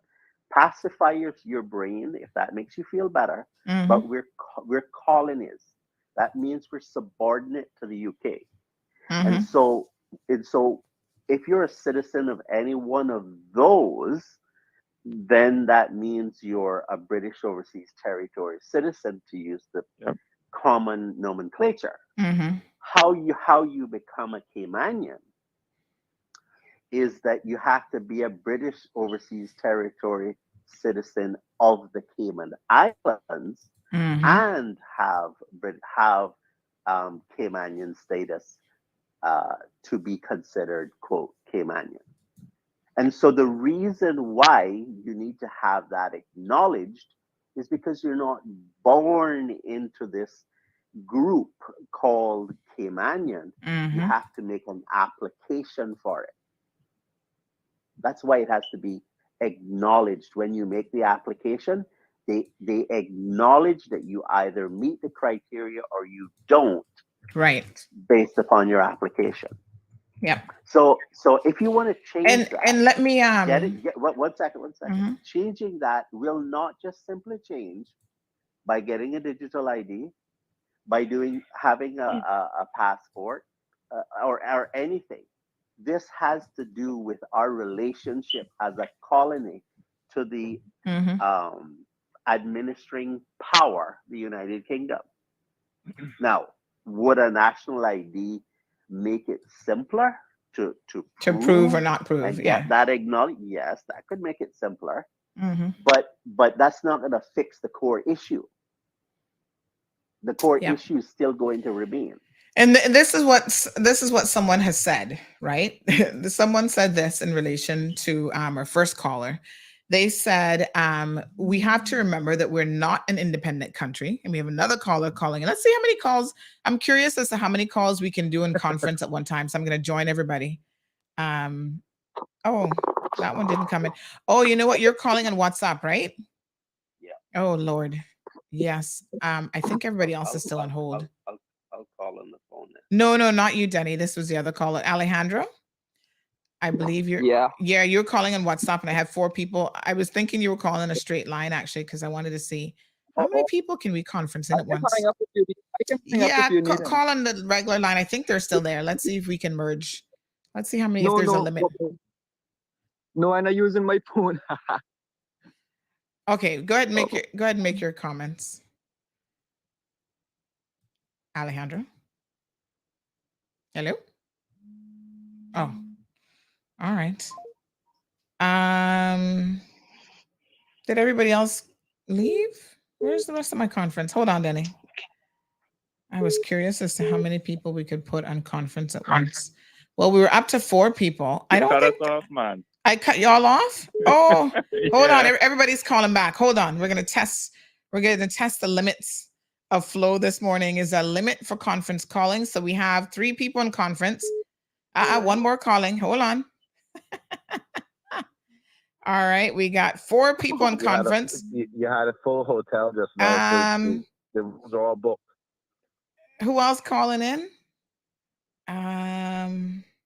Incoming voice call. Hold on. I think we have.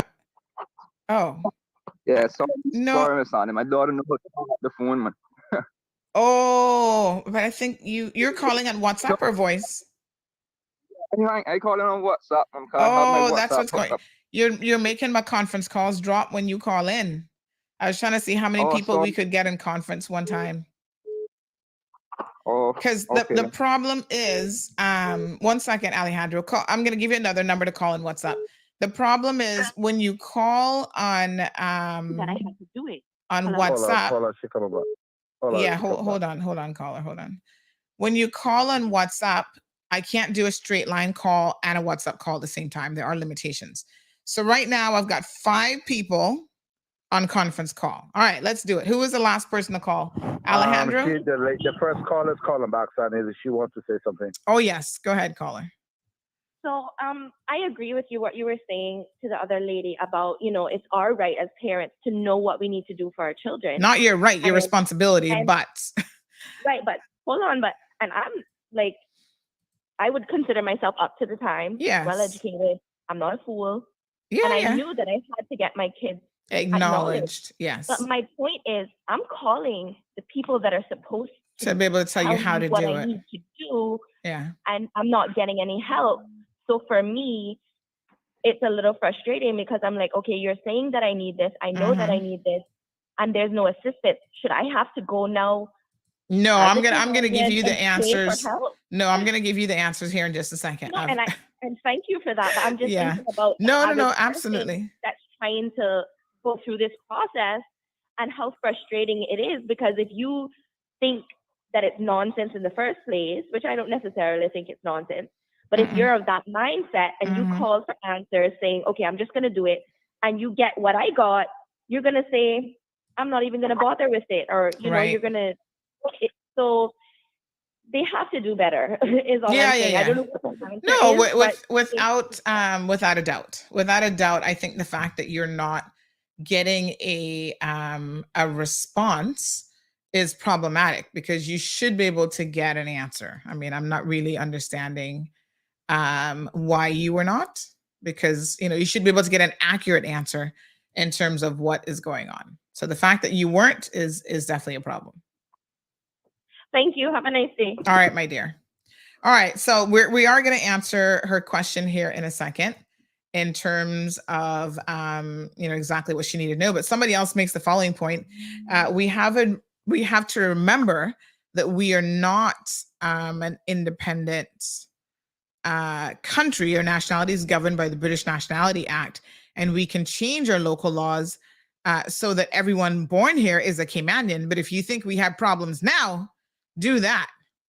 All right, Sydney, what I'm saying to you is not a point of anyone born here being a Caymanian. What I'm saying to you is, my own thing is, if you're going to get a Cayman passport or British Overseas Dependent Territory passport or a driver's license or to be able to rights to vote, they should have, like I said, they should have them. Yes, there's ways that people should in the know, but they should also have, a PSA or something, acknowledgement or a newsletter to say, okay, if your child's going to vote, they need to show this, they need to show that.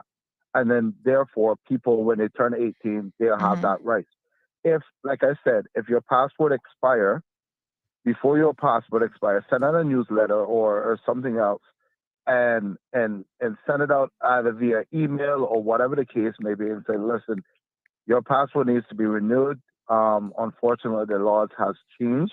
We cannot grandfather in it in. Certain things are grandfathered in, certain things cannot.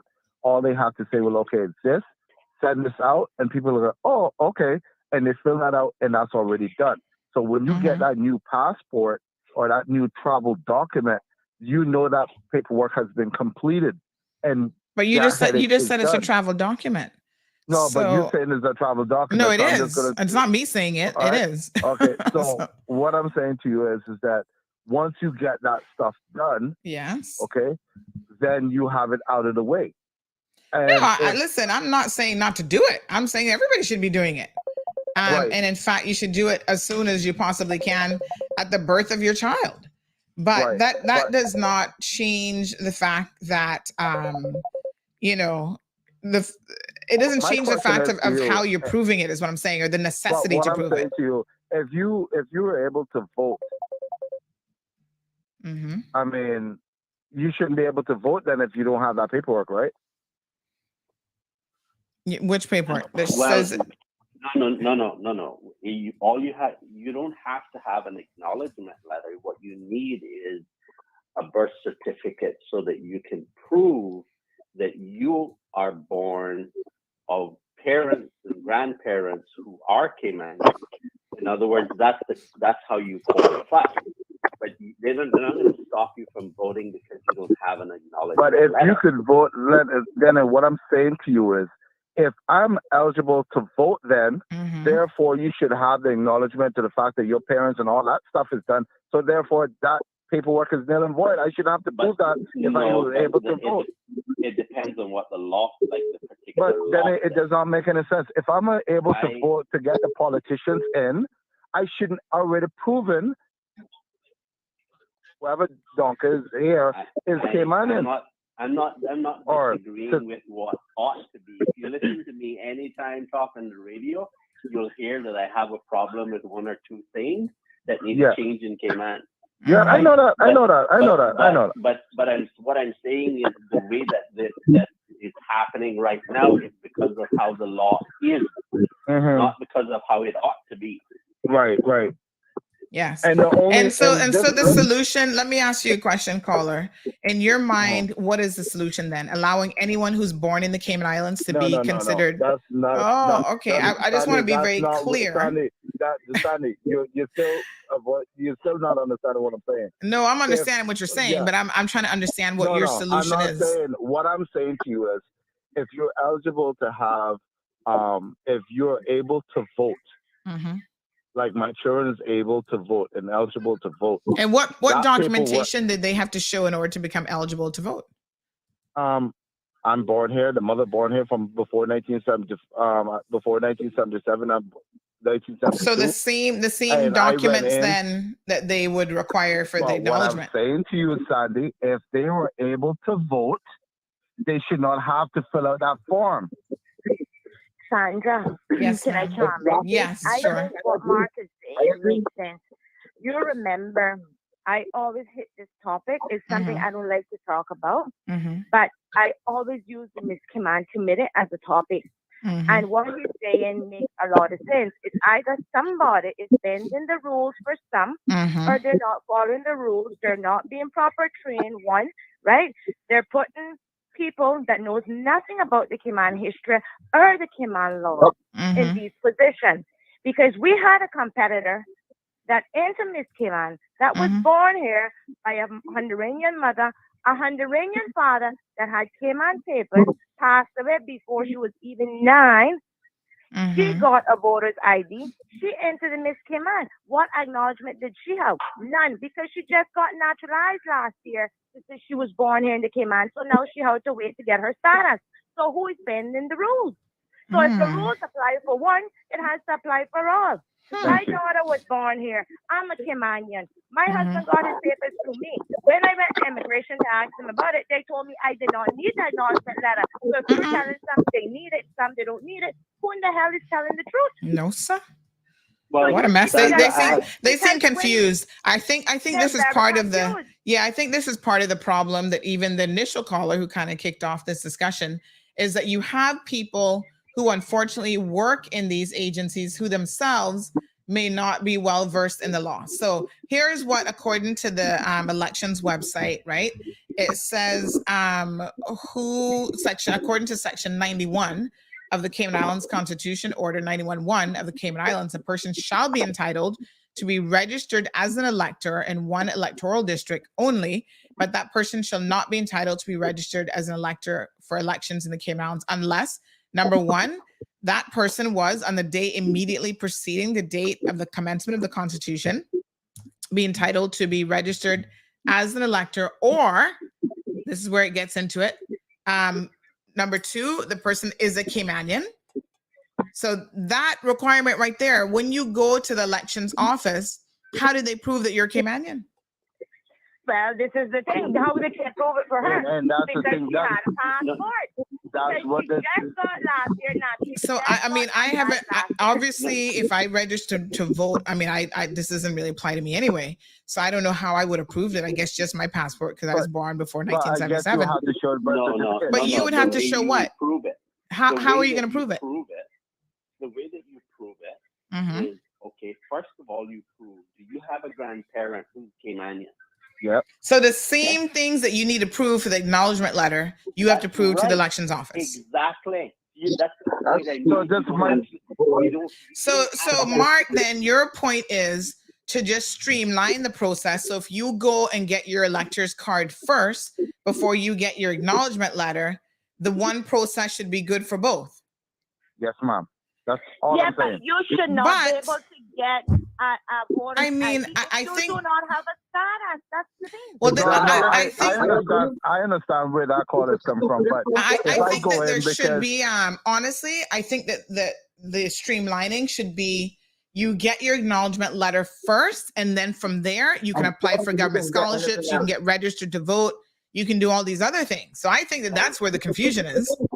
No, well, Sandra, because we're a colony, there's something that comes before like, so you have to be a Caymanian first of all. That should be the first step. That is the first thing, yes. Caymanian, because you got Caymanians by birth, but I mean, if you look at it, no Caymanian by birth is a Caymanian, because when Christopher Columbus discovered Cayman, he did not discover humans. So no. The paper Caymanian is stronger than the one that is born here, to be honest.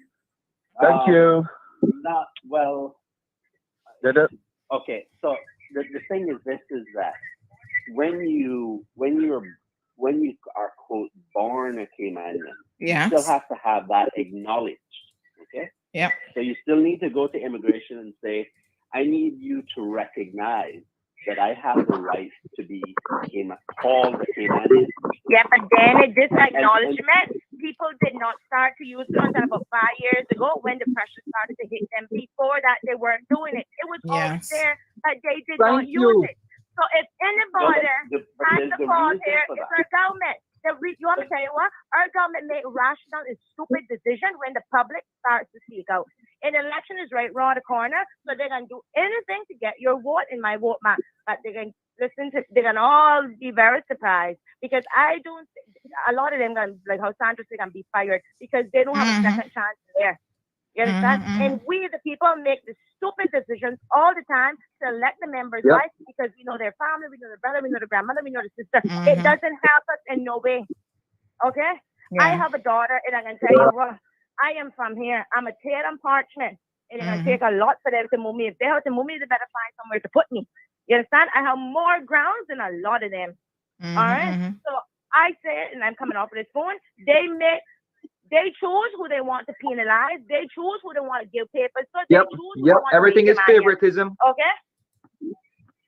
So if I have to go back to my history, I have family from the long run. From my grandma, go right back.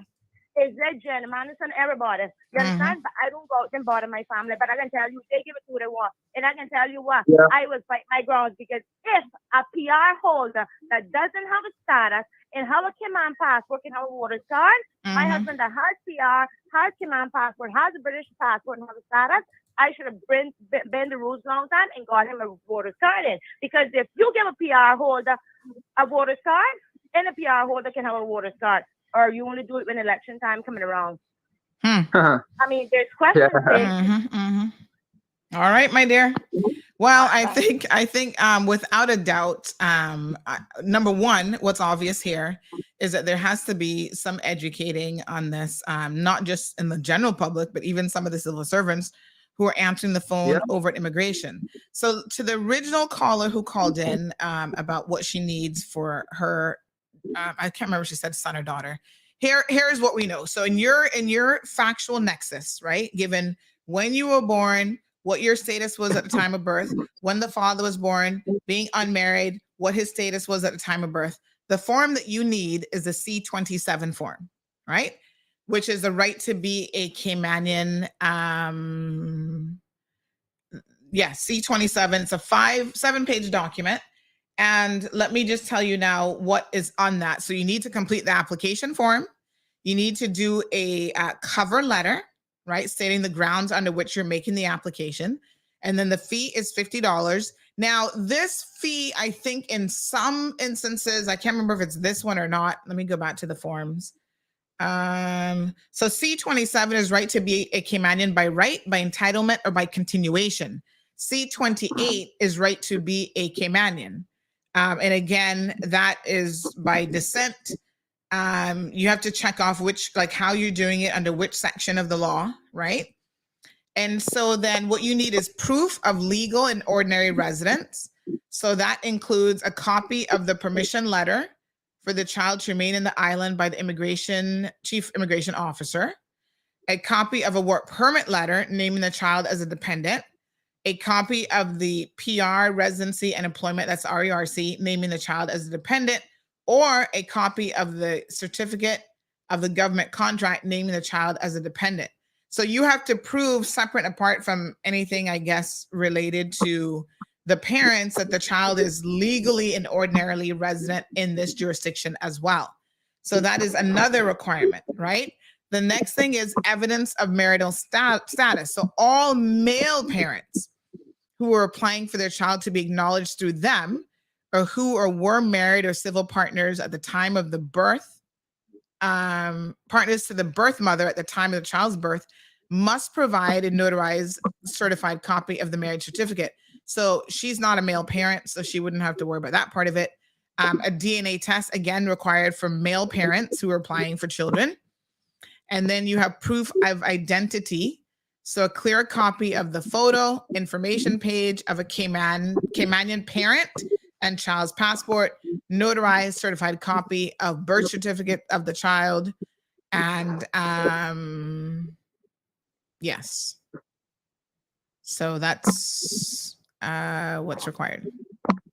So just that's when the child's 18. Yeah. So if the child's under 18, it's page 5 of 7. These are the things that you need.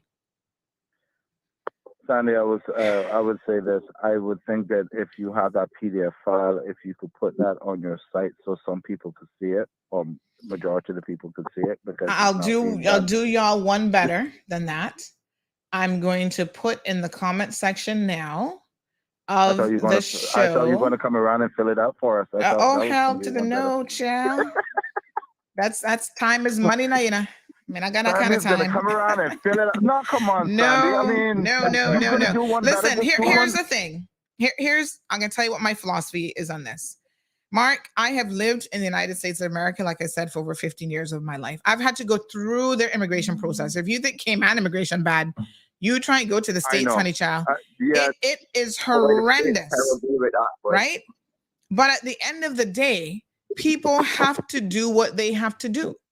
So, if you don't understand something, of course, ask questions. But I can tell you what, have y'all ever tried to call anybody at U.S. immigration to ask them a question? That not happening under no circumstances. So I think Caymanians kind of get used to a bit of hand holding that is unrealistic anywhere else in the world. It's the same way when you message your MP and you expect them to respond to you personally on every little question. It's like, oh, I got constipation. I got to call the Minister of Health and let her know I'm constipated. And so therefore she better do something, and she better make acid reflux free and give me some constipation medication. It's like, where in the world do you think? Who is the Minister of Health in the United States of America? Fauci? Try calling him. Try WhatsApping him. It's like, I do believe Caymanians have sometimes an unrealistic level of a set of expectations that just don't make no sense. We have another caller. I'm not even sure if I joined that call properly, but caller, good morning. Hello. Good morning. Hi. I have been listening in. Mark, Sandra, I'm going to agree with Mark this morning. The passport and the citizenship stuff is an absolute dog shit of a mess. In most countries in the world, I promise you ain't finding somebody with a U.S. passport that ain't a U.S. citizen.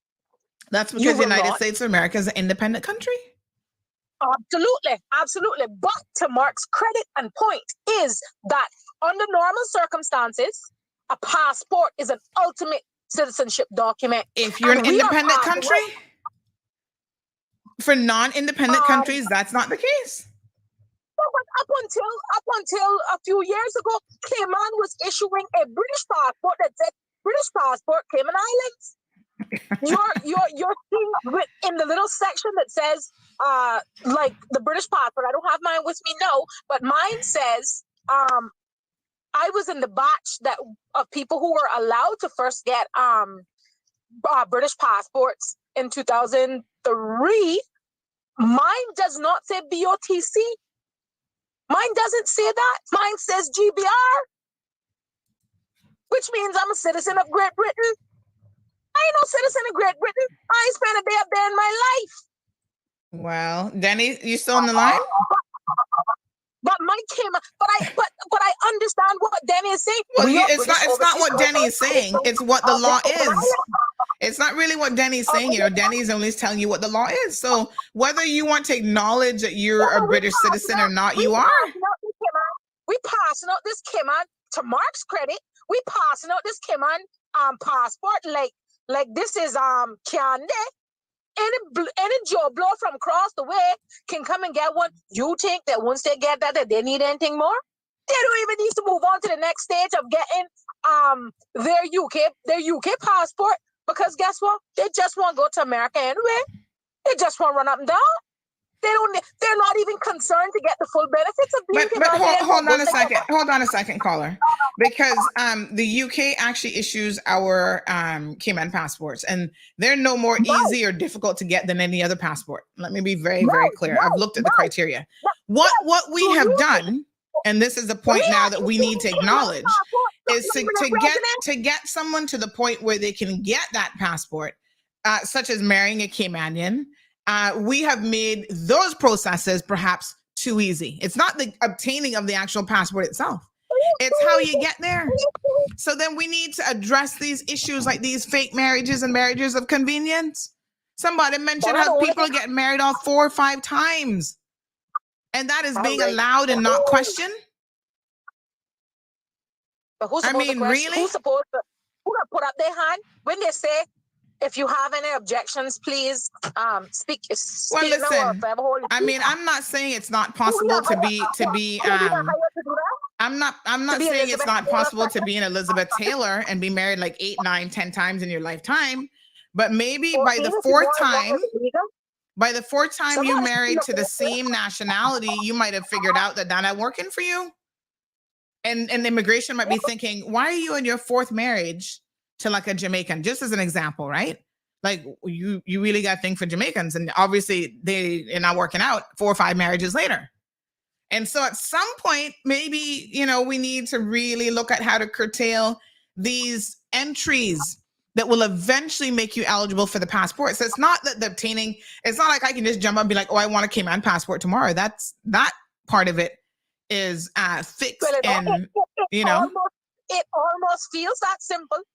Wow. I don't know. Yes, the U.S. is an independent nation. They are. But do you see any PR holder or permanent green card holder running up and down with an American passport? No, you don't. No, because the green card is the first. Yeah, the green card is the first process. But in fact, why the hell is the Cayman Islands? You are no. Hold on.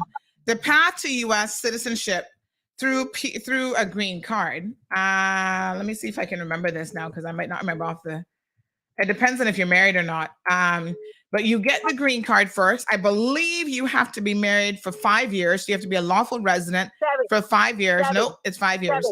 5 years. I thought the law changed. Nope, PR is, well, like I said, I don't know how they got it, but a lawful permanent resident of 5 years, then you're eligible to become a U.S. citizen. That is technically less than us. When you think about it. Yeah, so Uncle Sam not letting it. So you need to be 18 years. This is the requirements. 18 years of age. Be a permanent resident with a green card. So 18 years of age, be a permanent resident with a green card for at least 5 years. 3 years if you're married to a U.S. citizen. So marriage gets you the right to citizenship in 3 years. And Cayman, at least that is 7 years. Sweetheart. That's what I'm telling you. The whole process is 7 years. But what I'm telling you, you can marry 14 times if you want, but it's not becoming as easy as it is in Cayman to become a U.S. citizen by marriage. I can tell anybody that. They come to your house. They want to see pictures. They want to see vacation. And they have to tell me how many people that have been turned down for Cayman status on the basis of marriage. Well, I mean, as someone who has been through the U.S. process, let me say this: they don't come to your house. It's possible for you to go in to be called in. They do random checks for an interview. And they'll ask you questions, but I mean, the questions that they ask are not earth-shattering science where you could not have beforehand, known those things. So, I mean, they try to weed them out. I have a friend who married a U.S. citizen. I would say in the last 2 years, they had been together for a number of years prior to that, and they showed up at her house. And they wanted to make sure that she resided with him. They must have had some serious concerns about the two of them. I don't know, but you ain't just getting nothing there. My whole point is on this is that we make it easy for anybody to come in. Like I said, my whole point is right now, PR holders are entitled to passports. That makes sense. Well, again, the passport is a travel document. All right, caller, leave me there with those comments. We've got some other people on the line. Good morning, caller. Welcome to the program. To get back on the topic that Siobhan was on, my question on that is she hit a nerve.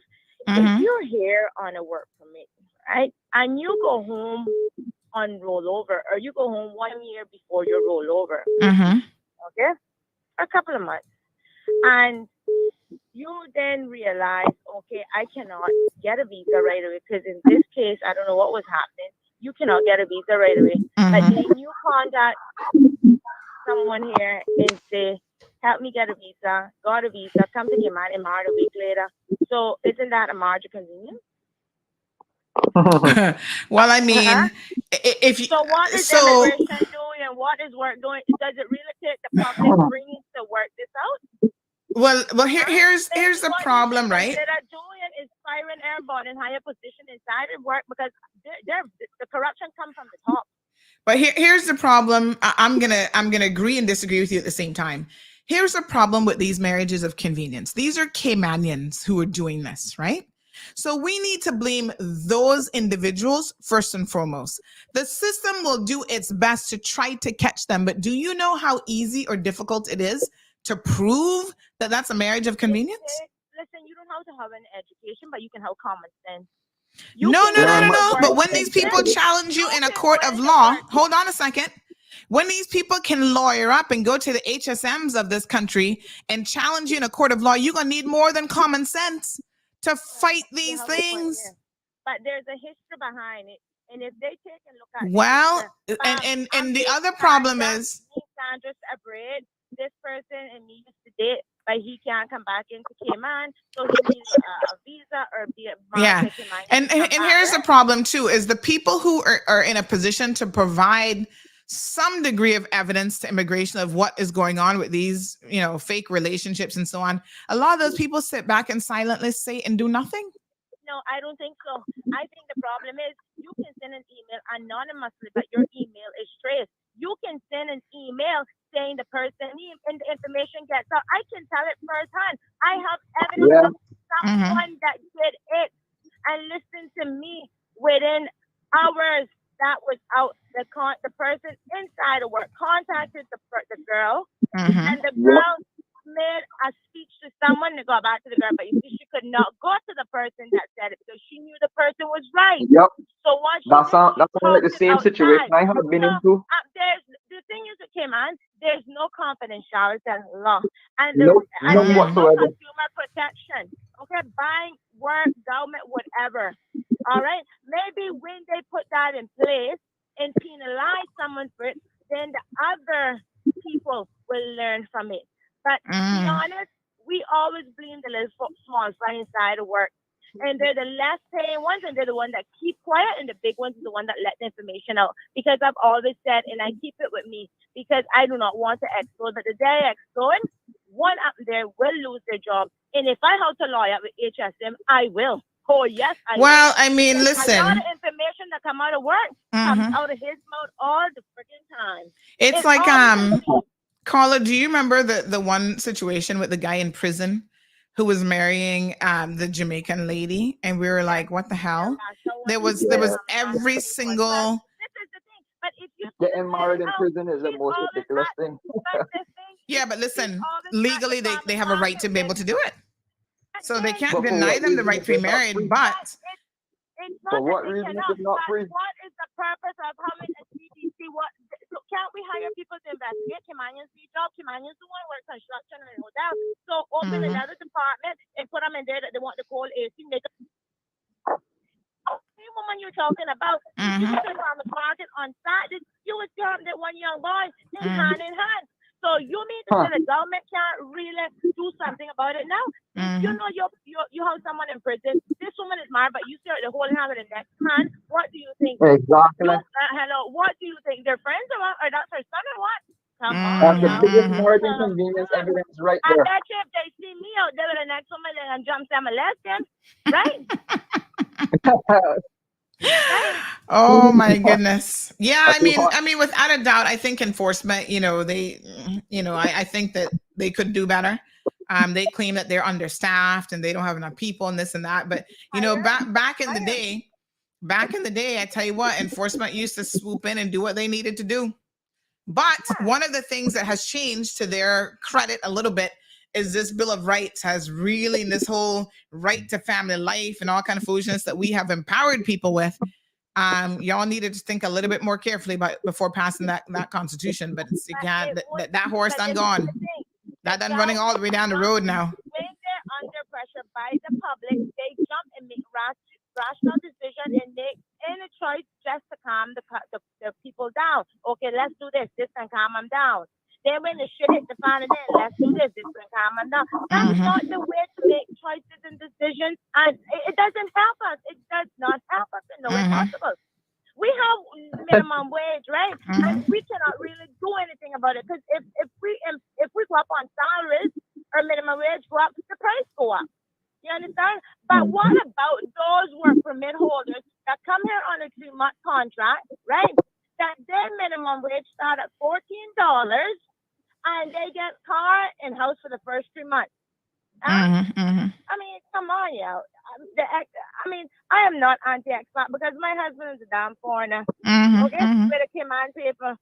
But if you can do it for a foreigner, if you can make their minimum wage 14, make it for the Caymanian. You know how much days my workers come in. Last week I paid my workers, you know what they said to me? Do not take up pension insurance. I said, boy, I really want me to go to prison now. They cry about it every day because they cannot. One of my staff had his leg turned off on Friday. What I had to do, run to the gas station and pay for him because he cannot. What he was doing was paying a little bit. But CUC still turn him off, even though they say they have this plan in place. This plan doesn't help nobody but CUC. They're the only ones getting rich, and they got a nerve to put the surplus. They should be ashamed of themselves. Shame. But maybe if all of us decide to turn off our legs for a couple of weeks, they would. They wouldn't like that. Well, I tell you what, that's obviously an option for some of you. However, turn it off and do what we did during Ivan. Go and have to gas up a generator every day. And from that point on, I said I would never complain about CUC again, because when I saw the cost of the fuel, which is what drives up my CUC bill, and that is a pass-through cost. In all fairness to CUC, they don't make a dime on that, and that accounts for 50% of my bill. So my bill would be 50% cheaper, and I would have zero complaints about my bill if it was not for the fuel factor. And how can we get cheaper fuel is really the question. And the difference is it's covering multiple people at one time instead of just only one person. No, but they pay whatever they pay for fuel. So whatever you see on your bill as a fuel cost is what CUC is paying. They're not marking that up. So they could be powering 1 million people. Whatever they're getting, the fuel per kilowatt is what you pay for it. So you're reimbursing them basically for that. So that's not a markup cost. So if that's not a markup cost, obviously CUC is a whole other discussion. But if that is not a markup cost, and that is what they pay was what you pay, you know what I'm saying? You can't really kill CUC for that, because fuel is fuel. Before I forget, before this conversation switch up, right? Because I noticed it going into the gasoline. We was in we're not really going down that rabbit hole, but and we do have 4 callers on the regular line as well. All right, I'm hanging up. Okay, honey. Yes. Yeah, so what I was saying, right, with my situation, right, and I was trying to remember. That's why I had to end the call at first, because too much cross talking. And yeah, this not cross talk, right? This cohort, Drew. Yeah, with my situation, right, when I had to acknowledge my daughter for her Caymanian rights of Caymanian, right, I was in the situation where I was in the position with favoritism because with immigration, remember, I called you a couple times about a particular worker in immigration that I have no clue if she has a personal problem with me because I do not know who she is, and if I do know who she is, I'm sorry if I made her feel upset. And the thing is about it, right? I apply as a Caymanian to get my acknowledgement. So I have to go to work and I have to show them the birth certificate. I have to show them my mom's birth certificate. I have to show them my passport. And I even involved my voter's ID because I am assuming that because if you have to be a Caymanian in order to get a voter's ID, right?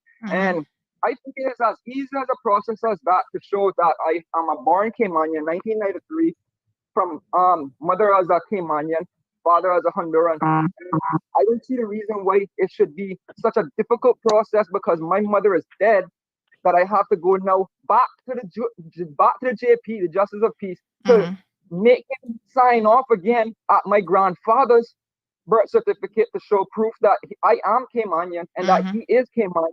And I think it's a very difficult process because, you know, the same immigration officer that acknowledges you or whoever it is that acknowledges you, they could give you as much difficult process if you do not seem like a legitimate Caymanian. I don't know how they could prove, how they can assume that, but because my last name is Dominguez, I'm assuming that that's not a real Caymanian name, right? So does that give you the right, if I can prove all of my documents to say that I am not Caymanian, or I have to go further to show that I'm a Caymanian? A stupid thing if I even flash my voter's ID to say, hey, how can I vote if I'm not Caymanian? Please explain. All right, caller. Thank you very much. Yeah. So one thing that is very, very clear here this morning, and we're going to have to make some arrangements for government. Different government agencies, I think, really need to come on the program and explain a lot of these different elements to people, because I think that people are legitimately confused.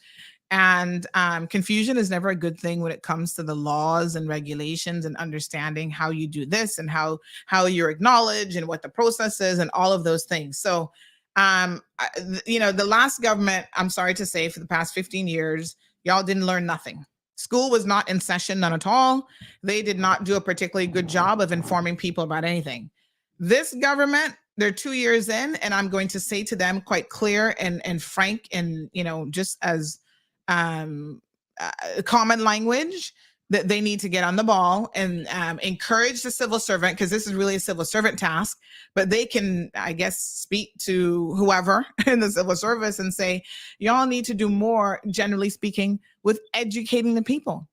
There is nothing wrong with like PSAs. So say, for example, now they just did this press release the other day about, okay, even temporary work permits now need to be advertised, those jobs, which I think is a good thing. Kudos to this government for amending and having that done. But how many of y'all knew that? Can I have a raise of hands? Okay, we got how many people on the line? 3, 4 people. Did you all know that this was a requirement? The 3 and 4 of you that are on hold right now? Callers? Yes, no, I knew. No, but I know that there was going to be a requirement, I believe, at the end of, if it's not March or the beginning of March, that for those individuals that have temporary, that you're going to get a temporary permit, that job has to be advertised. Yes. And so my point is, this was just announced, but I'm wondering in the general population, and a lot of people. No, the general population would have not known that. I only know that because I work in an environment in which I hire staff. That's the only how I know that. Right. But the general population would have not known that. Yeah, and you see, this is the thing. This is government communication. They issue the press release, we put it out, other media put it out, and people still don't know. Mind you, now to CBC's credit, they have put up a banner, because we have one on our website, saying this is now a requirement. But they have to do more, and it has to be a constant educating and re-educating of the people about this is a requirement that's coming. This is what needs to be done. And I feel like, unfortunately, when it comes to delivering of messages, they only know 1 or 2 ways of doing it, and that has worked for them. And so they don't get that you have to reinforce, that you have to say it about 50 times for people to get it in any event, right? And it has to be a continual process, and you do it in different ways. Like you do an entire show on it. That's what I mean. Yes, but May I say something? Yes. Sorry, go ahead. Because I've been listening to a number of callers. Good morning, caller. Hope you're having a good day today. To me, what it seems like is there's a lot of expectation on government to do more. Government needs to do this, and government needs to do that. And of course, government can't do it for free, to be clear.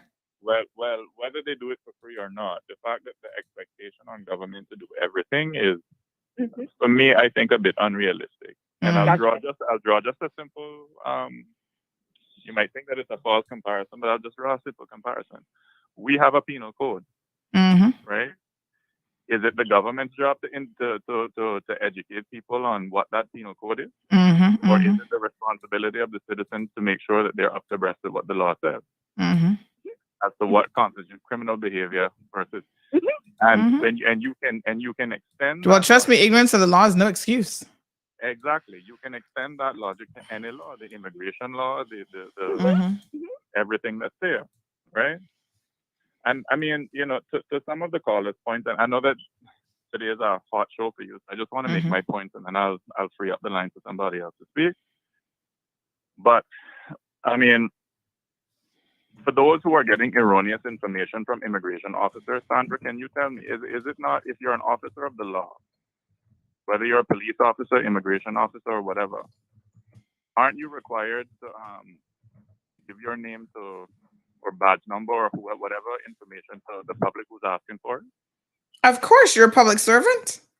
So if somebody is giving you erroneous information, or let's say Tom Jones or Mary Jane is going to, they want to register their child, or they want to register their partner as a Caymanian citizen or whatever, and this officer is telling you this, what's your name again, sir? What's your name again, ma'am? Okay. And you make a note of when you spoke to that person, right? You go and you talk to whoever it is you need to talk to, and if you have to, even if you have to go to the higher up, right? Well, I spoke to Officer Hill, Officer Catron, and this is what Officer Catron told me. You understand? And you have your document, and you have your notes, and you have everything right there. The other thing I would say, since you are the moral road, is I mean, you can't force government to do what they're really is unrealistic to expect them to do. But perhaps what you can do, Sandra, is make those documents public. The forms, make the steps that they have to go through public, just to make it a little easier for those who for them to see, right? And but the other thing I wanted to say, and then I'll go, is that, look, everybody is looking for better for themselves, right? I mean, if I can go to another country and get and live a similar standard of living or higher, I'm gone.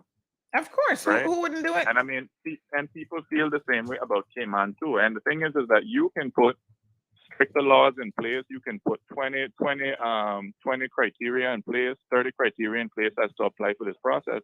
My mother always said to me growing up, the stricter the laws, the wiser the population, right? And people will always find a way to fulfill those criteria. So when I hear my own people talking about, oh, well, they're making it easy for this one, and this nationality can come, and this one can come, and you can get this and this. I mean, you can't get mad at them if they fulfilled every stipulation of the law. You had a lady, I think a caller saying that, what was it? Immigration officers should go to people's houses and check to see if the marriages are sham or not. But as long as they can, and you rightly said that, right? Like, but as long as those people can show that they've checked every box and crossed every T and dotted every I in terms of their marriage, who are you to say that the marriage is a sham or not? That's the other thing, Yeah. And this is why I try to stress. I think that it comes down to caller. Let me just say this bit, and you'll probably get into this yourself, but this is why I personally stress, and yes, enforcement has their job to do and their role to play, but this issue will never be eradicated and never be fixed if we as Caymanians do not see the Precisely. detriment of getting involved in these marriages of convenience. I too am married to a foreign national. Yes. I was married to a foreign national before moving to the Cayman Islands, right? Now, I mean, I just haven't been able to find a Caymanian. Sorry. My luck hasn't been that good with them. But or you're related to them. Or I'm family, exactly. Marry my own cousin. But you know, would I have loved to have been able to find a Caymanian version of Marlon? Yes. That would have been my first preference. But it didn't happen. And sometimes you just love who you love and that can't be helped. But what I'm saying is, if I entered into a fraudulent relationship with someone, right, for some sort of pecuniary benefit, every month he must pay me $1,200. It's that next thing. And check this. It's crazy. So check this. So I think the law stands that if you're married to a foreigner, or if a foreigner is married to a Caymanian, after 7 years they can apply for a conditional status, and then that status is only made permanent after an additional 3 years. Correct? Mm-hmm. Well, they don't say it's conditional, but in order to keep it, so you do get your status, and then yes, you have to stay married for an additional 3 years after that. Yeah. So to all the ones who are up there and say, oh well, they need to be married longer, or this and that, and saying, okay, well then if I was that type of person, right? I'm not married, but if I was that type of person, right? Mm-hmm. That just give me longer to exploit somebody. Okay, well, 15 years, that's what, 5 more years that you're giving me my little monthly money. I don't think that the length of time. Let me say this in relation to the fake marriages, right? Yeah, I don't think that the length of time is necessarily the issue, right? I think one of the things now is that the second you get married, automatically you get this residency status.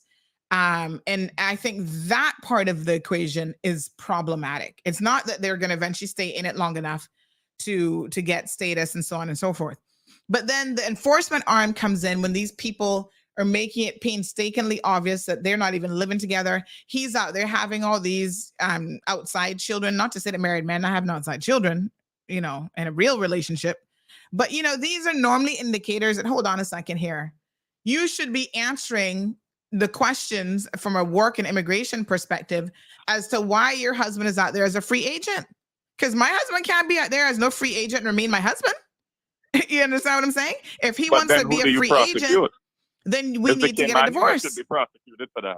Yes. And this is a good point. And this is what I want to say. Somebody said, oh, we always comparing ourselves to other countries.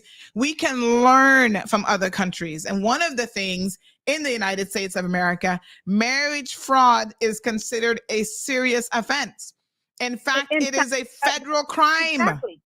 And that's what I wanted to And both parties are prosecuted. Right. And that's why I wanted to call in and say, we always want to blame government. And look, we are learning. The government is trying to survive with the influx of people coming in. Yes. And if you look at work, they have stacks and stacks and stacks of application. Are you expecting them to go through every single application and go through every single house? Well said, ma'am. How long is that going to take? And then you complain about, oh, the immigration taking too long to process my marriage, immigration taking too long. You can't have it so. And coming back to the point, we as Caymanians have to be taking some sort of accountability of the choices that we make. If you and coming back to the caller's point, do we prosecute Caymanians? Absolutely. It has nothing to do with time. If I am in the business of I am looking for a better life, and I know that if I go back home, I am probably starving, my family is starving, whatever. I am going to stay with that person as long as I have to until I get what I need to get. So time is not an issue. And it's not me that you need to punish, because you punish the person and you deport them. What happens to the Caymanian? The Caymanian also needs to be punished. It has to be a stricter law for these people to stop what they're doing. Some of the Caymanians know, and they've taken advantage of it. They're married 5, 6 times. They're making money out of it. And they're just like, oh, well. No. And you also have like the last, I believe it was a couple of years, you have like 3 to 5 cases, whatever. But there's more. There's more. But again, like you said, enforcement, education, but also we as a public need to know what laws are out there. There is the government platform. I know that not everybody is computer savvy, not everybody wants to go out of their way to do it. But when it comes to your rights, when it comes to how you stand in this country, we need to be versed. We need to go out and get that information. If government don't want to bring it to us, you go and get it. Because it is important for you to know the laws are constantly changing. It have changed. Like I said, a couple of months ago, you can get a temporary permit for 6 months, no questions asked in regards to, is there a Caymanian for this position? And that's a loophole for companies to use to get the person that they want that needs a permit. Oh, get a temporary permit to get them in, and then we'll work to give them a permanent one. And that's basically what happened. Now government has now changed, want to change the law, saying that you now need to apply even for you need to put in the job in the newspapers or advertisement, even for the temporary permits for the less than the 6 months. Now, again, it is an evolving thing. So you as a Caymanian have to be constantly updated as to what is going on when it comes to immigration. I'll do you one better. Of the government laws. I'll do you one better. How about this, right? The job adverts that are advertised, or that used to be advertised in the papers, right? Seeking entry-level position in X company, must have master's degree in underwater basket weaving, must be able to speak English, Spanish, French, and Chinese, must be versed in this thing. Caymanians need only apply. Beginning salary $20,000, right? Now, let's say you get the Caymanian, the one Caymanian who fits all of those criteria, right? And they're only being paid $20,000, and those employers work them to the bone. Then all they're doing is stalling time to get to who they really want. When they finally get somebody who they really want for the role, right? They give them that money. They give, we see, this person comes from Timbuktu. Oh, we say, we see that you're doing a great job. We're gonna up your salary to $80,000 a year. So from 20 to 80. I want to ask, do you even report things like that? Are they even to work? Is work required to know what people's skills are? Here's the thing, right? Now that we have mandatory registration on the Cayman job portal, the whole reason behind that, and I was one of the people who advocated for that long before the government officials said, let's do it, was that you would then have the ability to have your civil servants scrutinize the process. Because remember, now most work permits are administratively being approved. So they should have access to the system to see what Caymanians applied, what their qualifications are, and whether or not they could do the job. Because like you said, sometimes the actual job description is just out of this world ridiculous, and it's not required to actually do that job. So there should be some discretionary power. Now, having said that, this government claims that this is the most work permits that have been deferred forever, sort of thing. So they are deferring work permits, asking for additional information and saying, hold on a second here. Now something does not quite look right. So that was the whole reason behind the actual advertising and making it mandatory for all jobs to be advertised on the job portal. And there's, I understand, very few exceptions to that. But it takes manpower for people to sit there and scrutinize these job adverts. The other thing I want to say, this is where Caymanians become part of the problem. A lot of Caymanians, and I've seen it, they come up to me, oh, Miss Sandy, I need a job. And I say, have you registered on the jobs portal? No, ma'am. And I'm like, why not? You know what I'm saying? You have your part to do. Well, why I got play through that? I'm a Caymanian. I'm from here. Yes, and I'm like, because that is the process. That is how. That is the best way that government has finally said we can try to monitor these. Because of course they claimed that no Caymanians applied when they had it in the regular newspaper. Oh, no Caymanians applied. Apply through the portal, because they don't control the portal, right? Government controls the portal, and then they'll be able to see. Well, 10 Caymanians applied for this job. Tell us again, why do you think you need a work permit? But Sandy, it comes to do with the public's behavior. If we are expecting change, we have to change. We have to get out of that entitlement mentality and go out there and hustle. Now you might say, well, why do I have to have I'm a Caymanian? That is not a requirement. You are now competing globally. If you are now saying, I want to be part of globalization, then guess what? You have to step up in your game. So if that means go on your computer, because you be on TikTok, you be on Instagram, you be on every social media. If you can be on that, go on the portal, register yourself, make yourself presentable. When you're going for an interview, make sure you dress up good, you speak well, you look at eye contact. Don't say yes. That's right. Yes. Yeah. You know, We without a doubt. Without a doubt, we have a lot of work to do. Now, caller, let me ask you guys, how many of you are still on the line? I think we have, is it 2 or 3 people? I'm not sure if Danny's still there. I think, oh yeah, Danny, you're still there. Danny has the patience of Job this morning. Let me ask y'all a question. The Cayman Islands government spends more than $6 million per annum funding their own communication department and communications channels. That includes Radio Cayman, social media channels, etc. Okay, this does not hold on. This does not include the expenditure by ministry or the Department of Tourism or SAGCs. Over $6 million on the dissemination of information.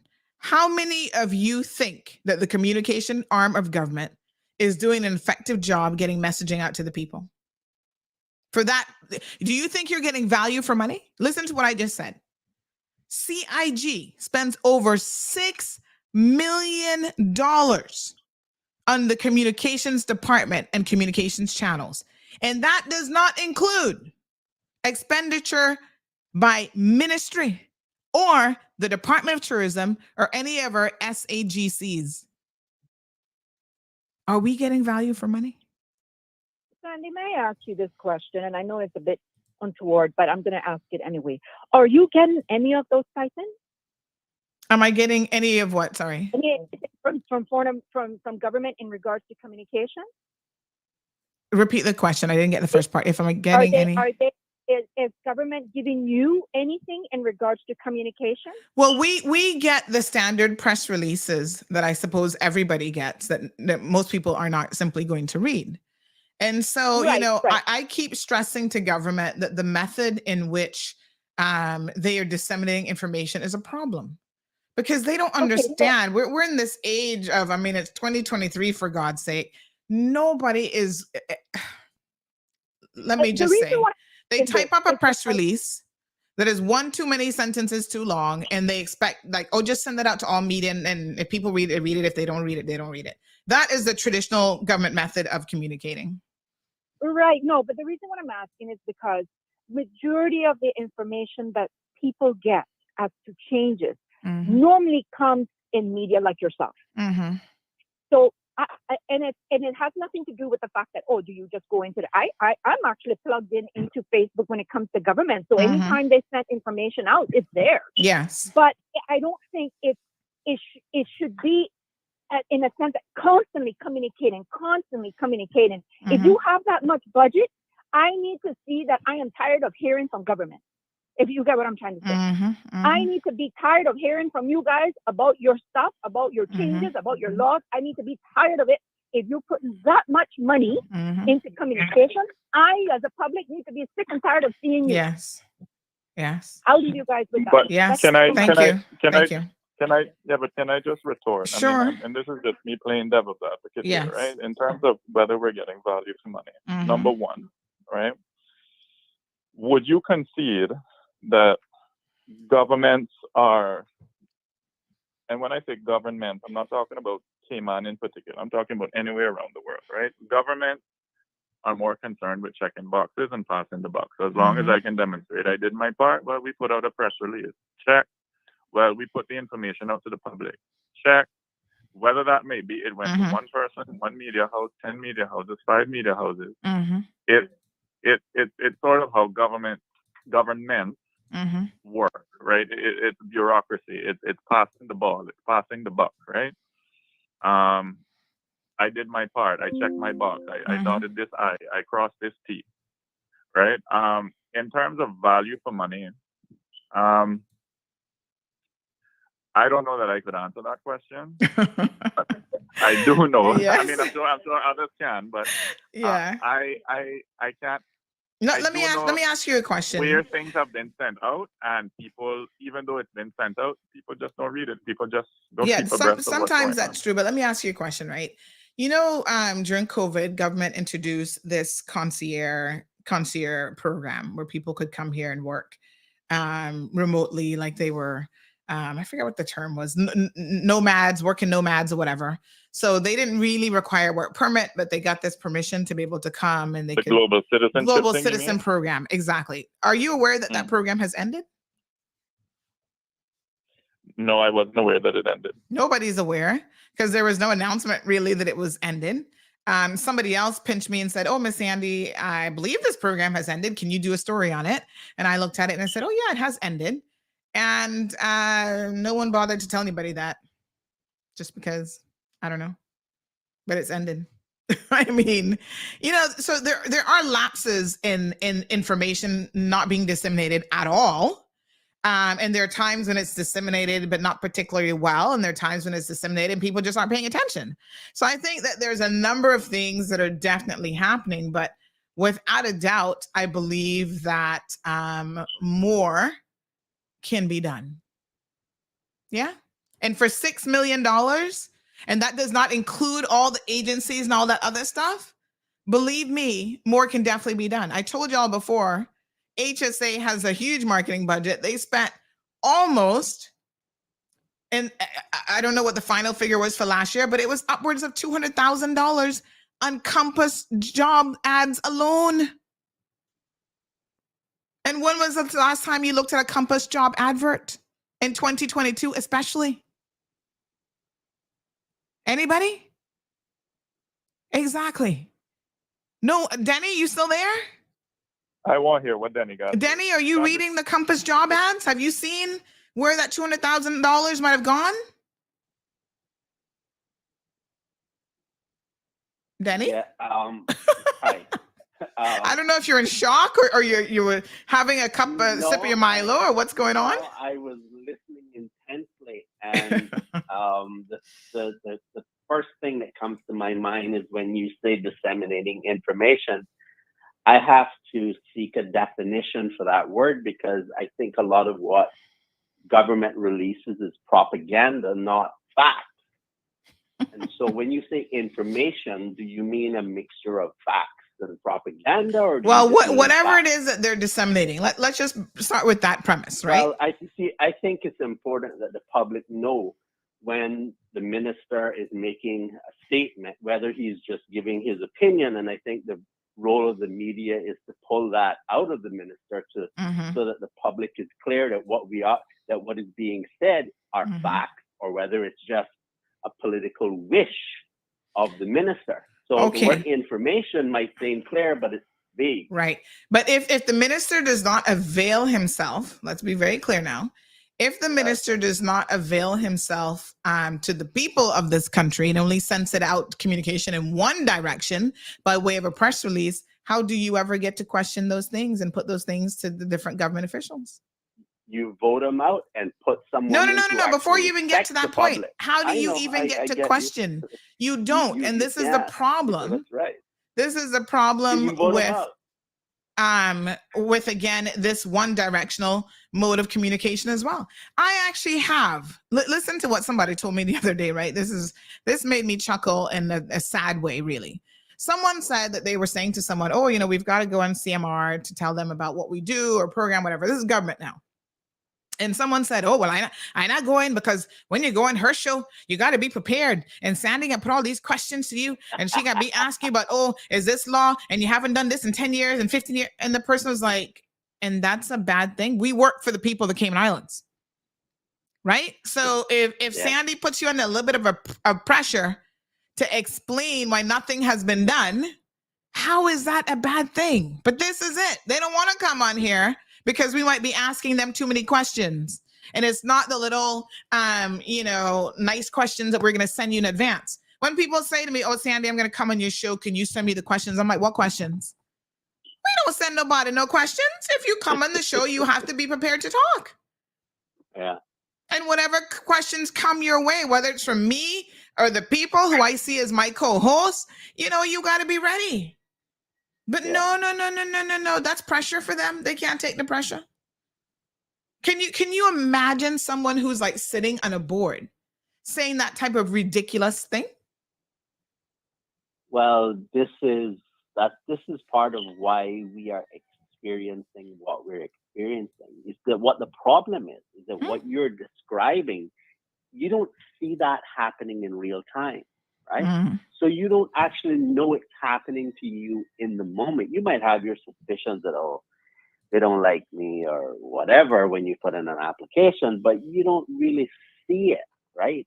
You just feel the effects that something is just going against you and you just can't seem to figure out why. Right? And you see, this is what you're describing there is one of the reasons why I objected vehemently to the change in the wording of Section 17 of the Anti-Corruption Act, because that clause only applies to politicians and public officers. And so these are people who make very significant decisions that impact our lives in very profound ways. Okay? And they have access to legal advice. It means that if they want to know what is the right thing to do, they can just ask to be given a legal opinion relatively quickly. Okay? And those legal opinions, I believe, should be made public so that the public can understand what to expect when you're making applications or interacting with agencies of government in whatever the way might be. And without that, what you get, because of how they have amended the law, is that they could not be as careful, and it's now harder to hold them accountable. I have not met one lawyer, except the Premier, who believes that changing adding the word intentional to the clause doesn't change the meaning. Only one lawyer, and that's the Premier. That's bad. Caller, we have another caller on the line as well. Good morning, caller. Hello? No? Okay. Danny, I guess you're the only one that's left. I thought somebody else just joined us. All right. Yeah, what a mess. I think you were asking how we move forward, right? And I think that during the application process, just make that as informative as possible.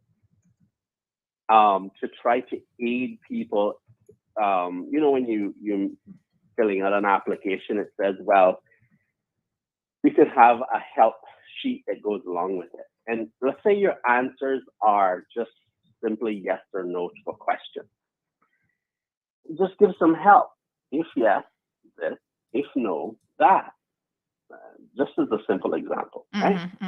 That's I'm not saying that they're not doing a decent job at what they're doing. I'm just saying that make sure that part of the application process is as robust as possible. That way people don't have to go searching for help ridiculously about it. You see, I believe that all of the application processes of government should be helpful in that way.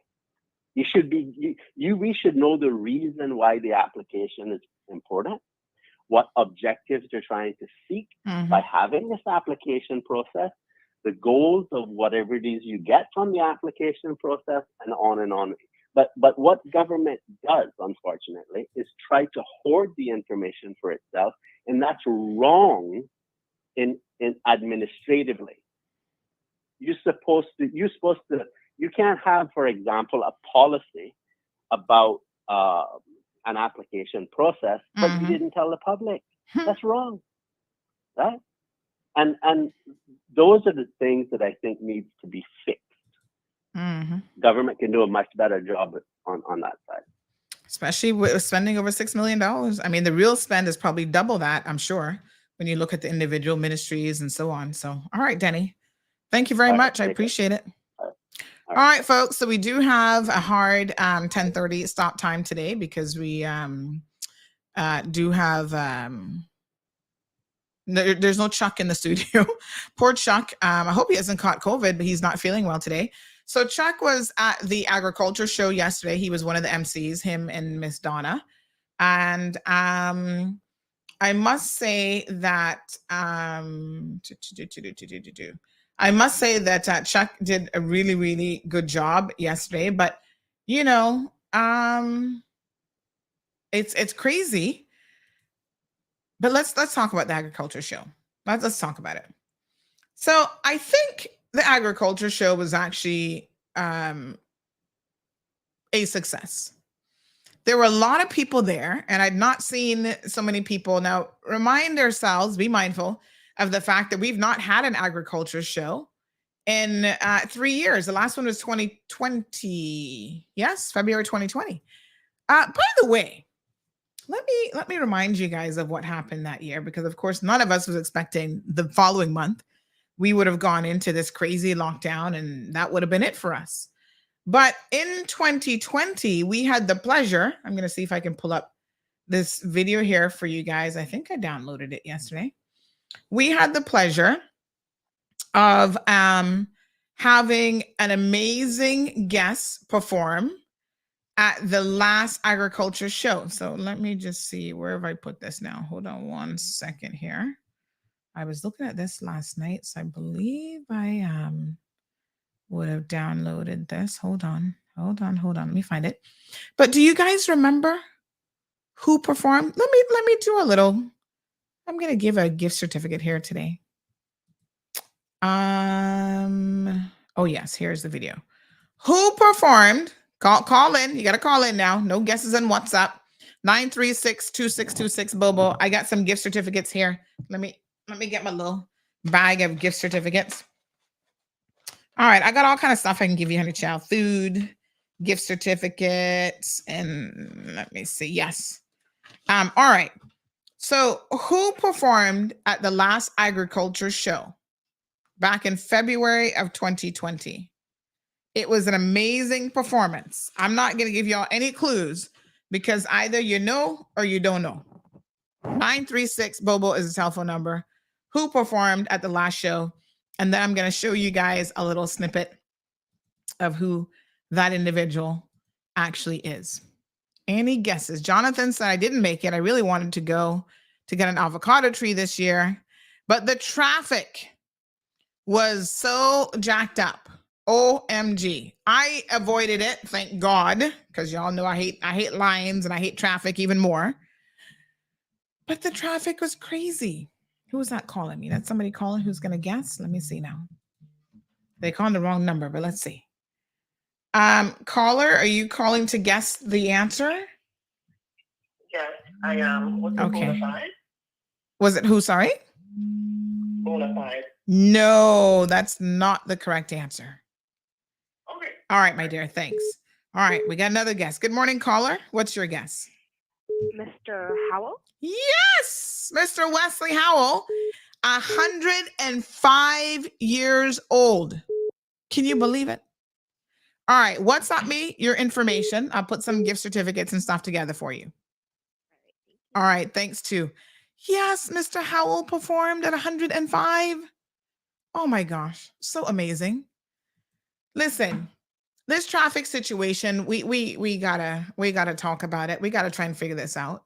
There were so many people from Prospect, West Bay, all over who wanted to come, and y'all know how it works. If you don't get there early, not only are you going to sit in traffic for 2 hours at the agriculture show, but you are also going to find no parking. Now, to the agriculture department's credit, as one of the organizers of this event, they had shuttle buses, but guess what? The shuttle buses were stuck in the traffic for 2 hours too. I don't know if it was any worse yesterday than in previous years, because somebody was complaining on one of the Facebook groups, and somebody said, yeah, for the last 54 years, it's been that way. I think it's gotten worse because of the number of cars, but yesterday the Royals were here, and I think that, that kind of probably made it a little bit worse. Evelyn said she was there from 5:39 in the morning. Oh, hell no. Girl, I'm just getting to sleep good at 5:39 in the morning. So we didn't leave out that early, but we also live in the area. Right? So I left out, my husband went first and he was like, ugh, parking's already crazy. And I said, well, in that case, come back home, get us, let's take one car instead of, because sometimes he don't like to go with me, especially if I'm working. He's like, oh, I'll leave you. But I was like, nope, you're going to have to ride with me tomorrow. Let's take one car and let's just make it happen. So we went in a singular vehicle and we must have just missed the crazy traffic because there's only a little bit of traffic when we went.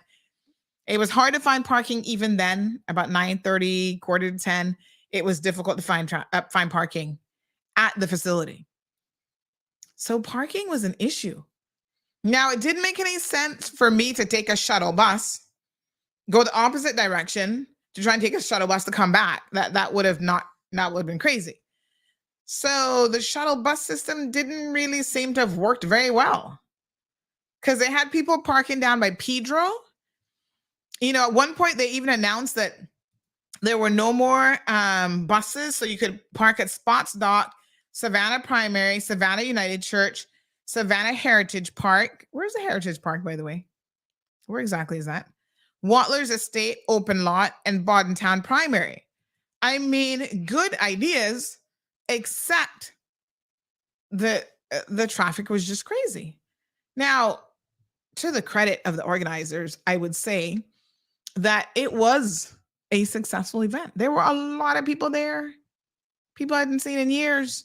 Alejandro says he'll make it to the next show, God's willing, but he was glad to be able to watch it online yesterday. So yes, I noticed that quite a few of you were watching it streaming. And I know too that people are not able to sometimes get out for different reasons.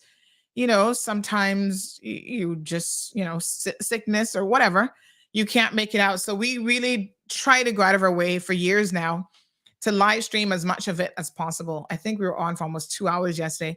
Child, we were trying to interview the very cows. Big shout out to Mr. Paul Rivers. Is it Paul? Mr. Rivers? Yes. His cow won first prize, and he was telling us more about cows than I ever knew in my entire life. I mean, it was really, really quite interesting to know.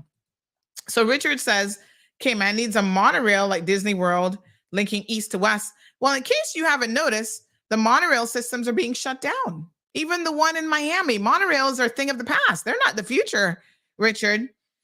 So much so that the one that was shut down in Florida, it's because they can't even get parts for them anymore.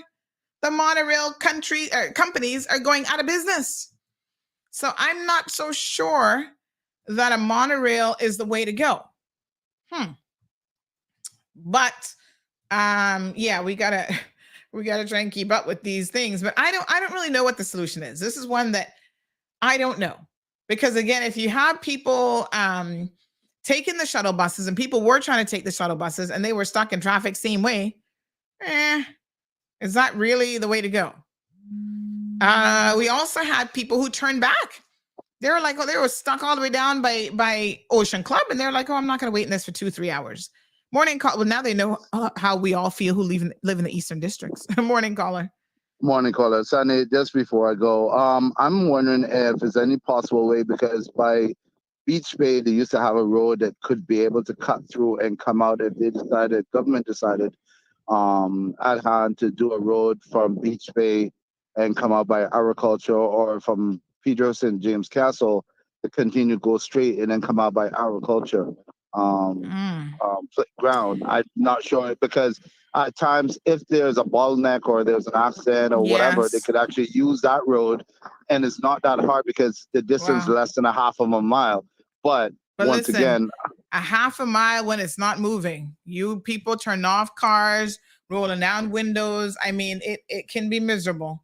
And this is why we do need more roads. I mean, without a doubt, we need to find a way to increase the road infrastructure on this island. Well, when I came down to work yesterday by around 8:30, the traffic was already bottlenecking up in the Savannah. And that's one of the things. So I'm not sure if the people at hand, and I know that the government's not responsible, but they could also pass it on to NRA, and then they could do the assessment from there to say, either to put the road from Beach Bay to cut across to Peters and get James Castle, or something in that way, that their connection, because you could go through northward and come out by, I can't remember the name of that little road there, by the nursery, But in case you have an accident right there in Low Valley, you could go through northward and cut through. So the similar thing they can also do as well. But otherwise than that, you had a really good show today. And it was really, trust me, it was hot. I had about 3 cups of coffee so far.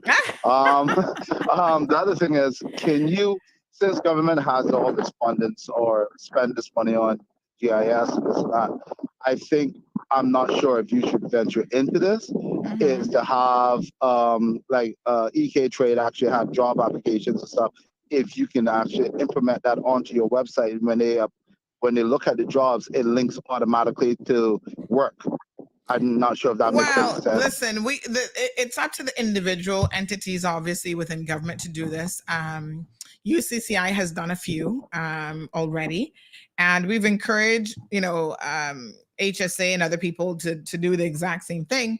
Because I tell you what, if I was to sit here right now and tell you all the available jobs that HSA is hiring, y'all might be running out there applying today.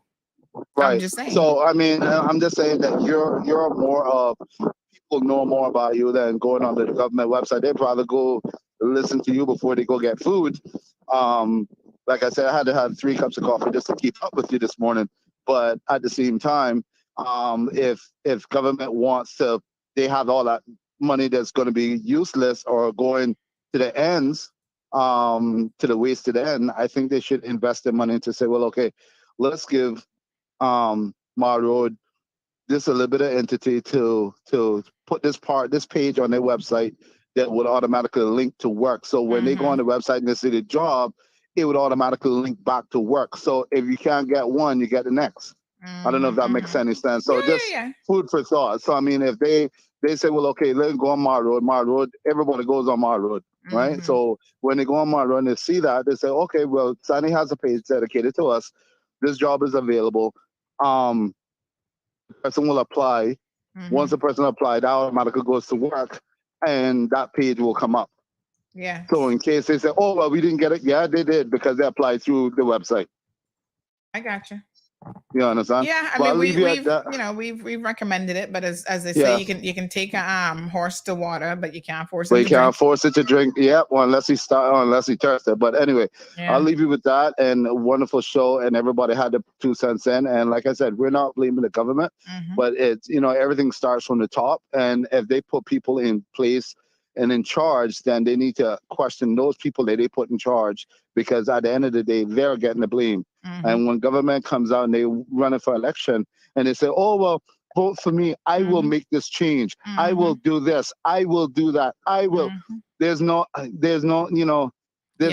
in I that is any good, because if you want to spell better, it has an E. Anything with an I is opposite bitter. Okay. So there's no I in team. So if you delegate somebody to do something for you and they're not doing it, then they don't need to be there. And listen, I'm going to be very, very frank in saying this, that I take particular, and I only saw a few MPs out yesterday. I don't know where the rest were. Maybe they were stuck in traffic too. I don't really know. I didn't see any of the Town MPs at all. Obviously, Minister Jay was there. The Premier was there. Kathy Wilkes was there. Those are the ones that I saw. Now, I'm not saying that I saw everybody, but I was there for a good number of hours. I left after 2:00 and I was there at least 4 or 5 hours, and I was walking all over the place.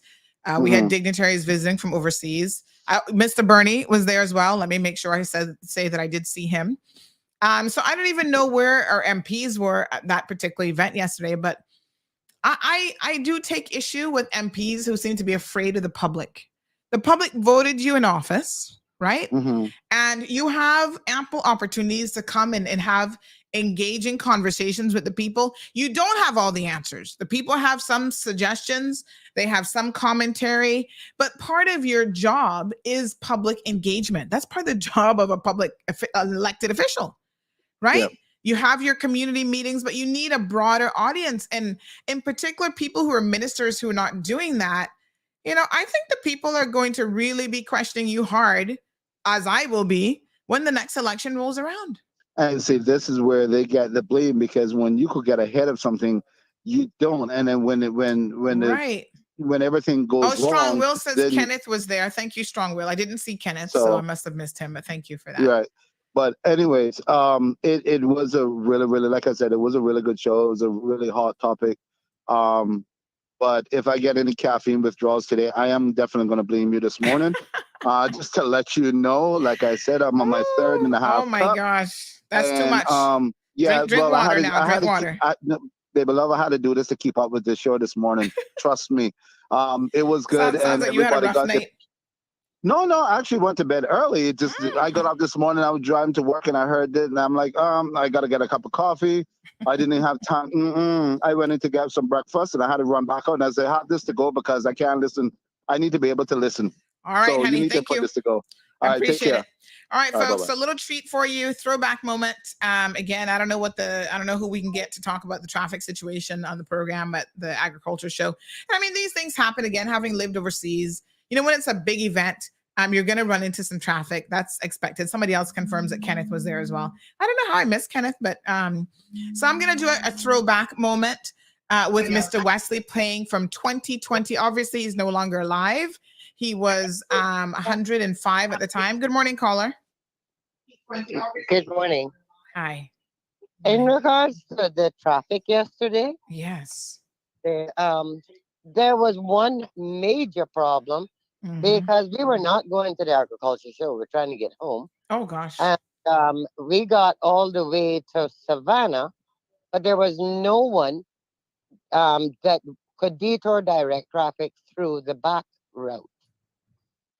You know, the bypass in the back, because you go in the spots and you can just go around. But there was no one to tell anybody there that you should take that route. So we knew the route, but God knows how many people were in that line that did not know. So we turned back and we went the bypass. And down at the far end, it was good there because the police directed us at the end where we came out. But there's absolutely no way a foreigner or anyone else would know that. Right? Yes. Yeah, there are So some that's kind a of big problem. shortcuts, but yes. Thank you, caller. Thanks. Somebody Have a good said day. Kenneth might have been avoiding me. Oh Lord, my tweetums. No, I didn't see him though. I don't know what time he was there, but I didn't see him. This person says, please tell Mark to stop telling people to use my road as a shortcut. Via Northward Wilty Drive, it's a small community with kids and people.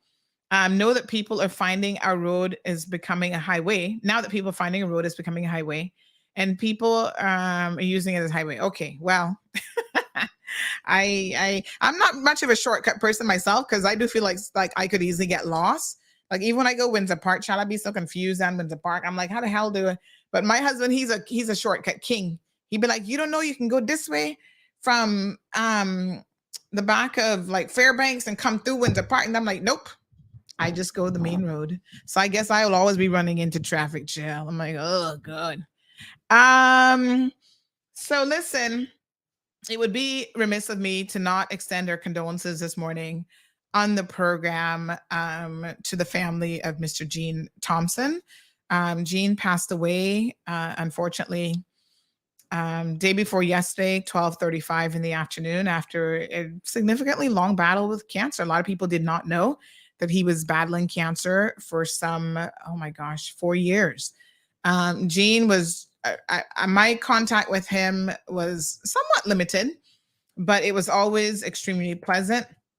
He was, a family man, a businessman in the community. Of course, was the one who really brought Health City here and other initiatives. And I think that he's going to be really, really missed by a lot of people in this community. Of course, Cal Thompson is his only sibling, his brother. And the church has extended. He was a Christian as well. And the church, the Adventist church, came out Adventist Friends, has extended their condolences as well. And so we wish to, just let the family know that we are thinking about them at this time. I understand he has 2 daughters, and, he was just an amazing person, really, who was very involved in his community, a true man of the soil. And so it's just very, very sad that we had to hear about his passing at the young age of 59. I mean, 59 is still pretty young. So, what can we say? He's going to be missed. And of course, we want to let his family know that we are keeping him in our thoughts, or keeping them, my apologies, in our thoughts and prayers. Death is nothing easy. I see a lot of people have been extending their condolences, people sharing pictures of him from when he was a young man, straight through. And he's going to be missed by a lot of people. So, yeah, it's tough. And of course, Cal, gosh, we can't even imagine how you must be feeling at this time. So let's end the show today. It's already ended on radio because they're very precise. Like I said, Chuck was in there, but let's go ahead and end the on air on social media stream by saying, first of all, that I wanted to play this tribute to Mr. Wesley Howell, who performed at the last event. Good morning, caller. Oh, good morning. I didn't realize that you were still on. Oh, yes, we're wrapping up on social. Okay, well, that's good. So we're gonna play a little tribute now. This is 105-year-old Mr. Wesley Howell performing at the last agriculture show back in 2020. All right. So again, some people are expressing their condolences on the passing of Mr. Gene. Everton says, I know him. He wasn't that old. He was a good guy. Both brothers was okay. The father was terrible. Oh my gosh. And the mother was okay. All right, Everton. Expressing his condolences to the family. Wayne sends his condolences as well. Jonathan says, I didn't think it'd be complete in Charles' time. Okay, Dean says, my opinion about MPs is that they should pay fees when they don't show up where and when they should. That goes for where I live also.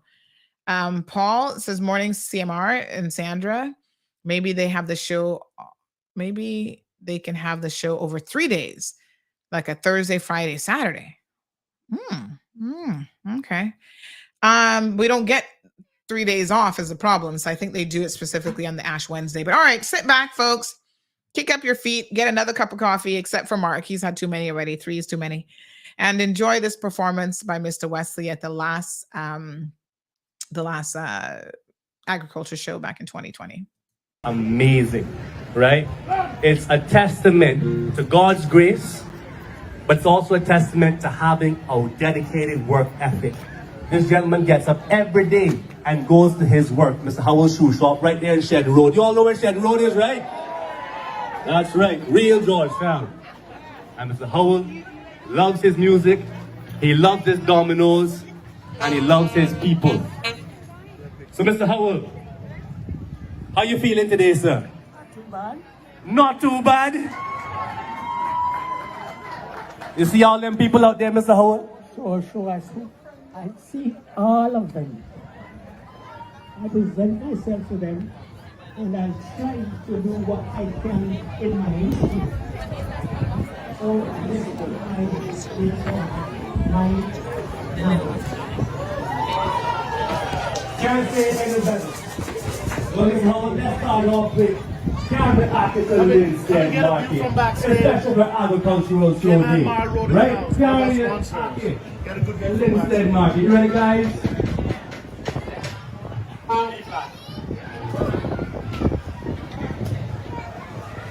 Ready? Whenever you're ready.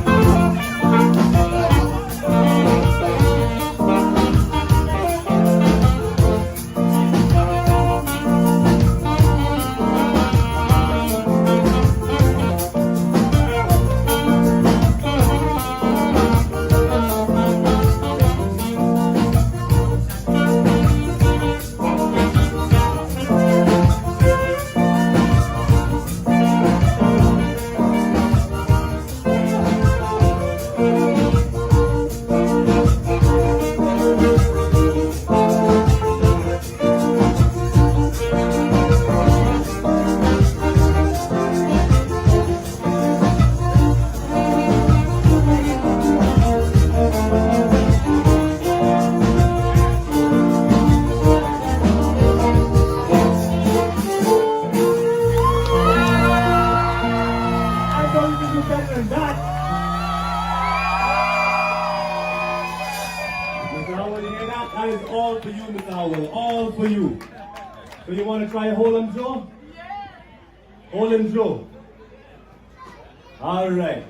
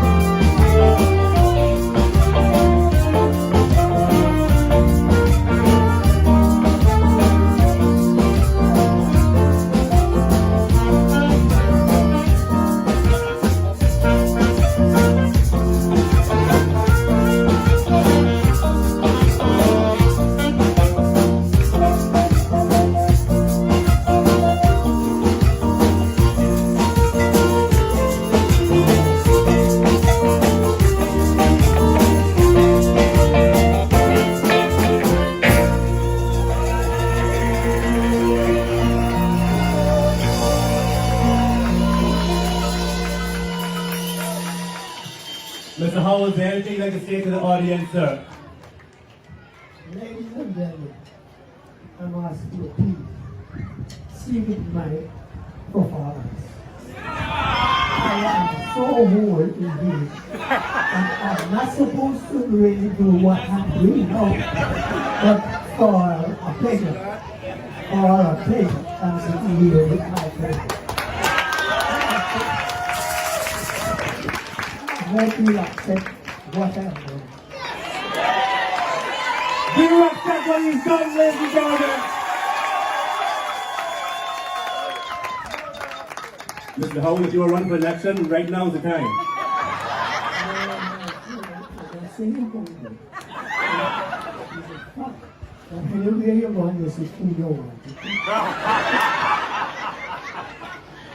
Get the man some food, ladies and gentlemen. Bring him some food. What do you want to eat? What do you want to eat today?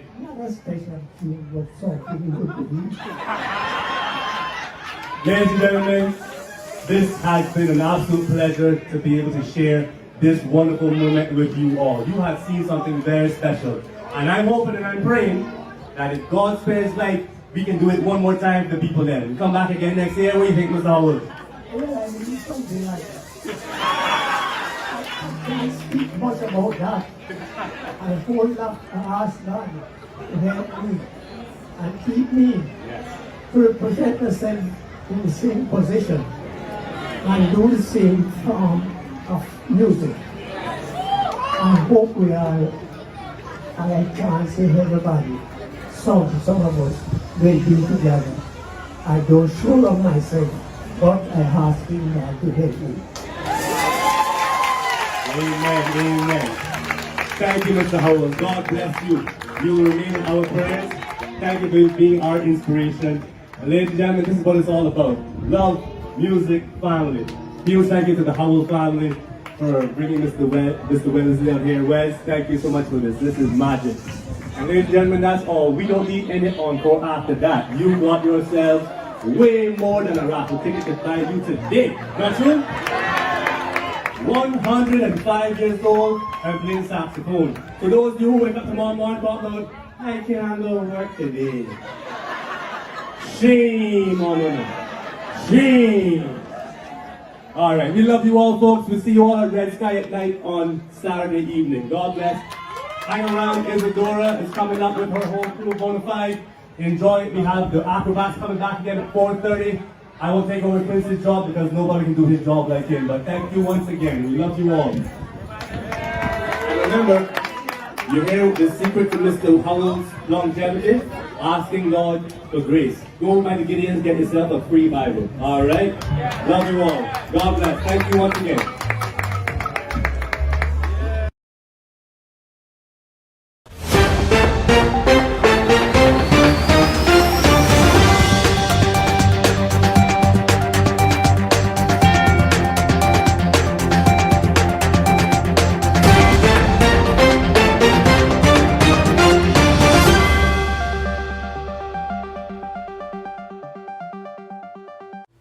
Hello, I'm Kevin Watler, and this is your CMR Daily Buzz. Here's a summary of some of Cayman's latest headlines.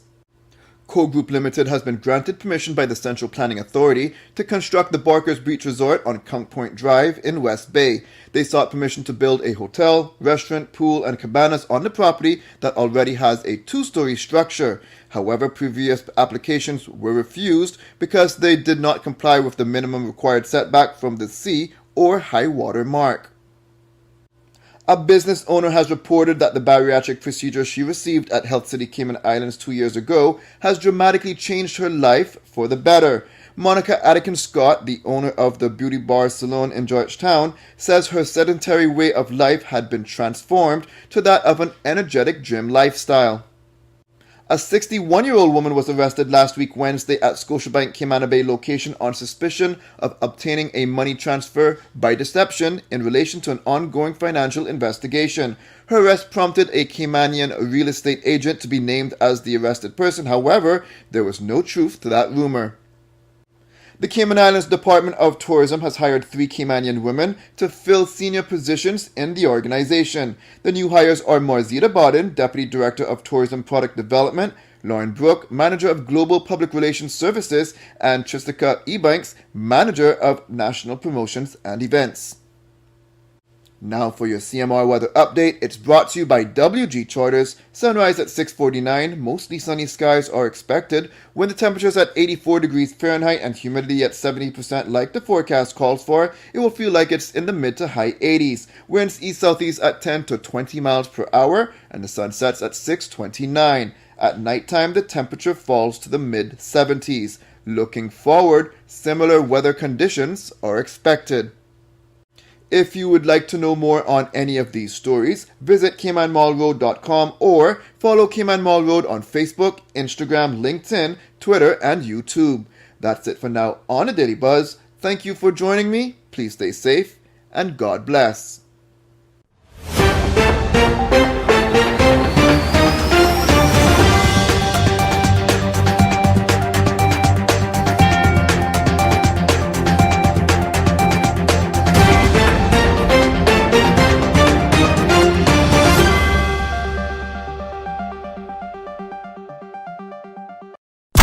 Thank you for tuning in to another episode of The Cold Hard Truth on Bobo 89.1 FM.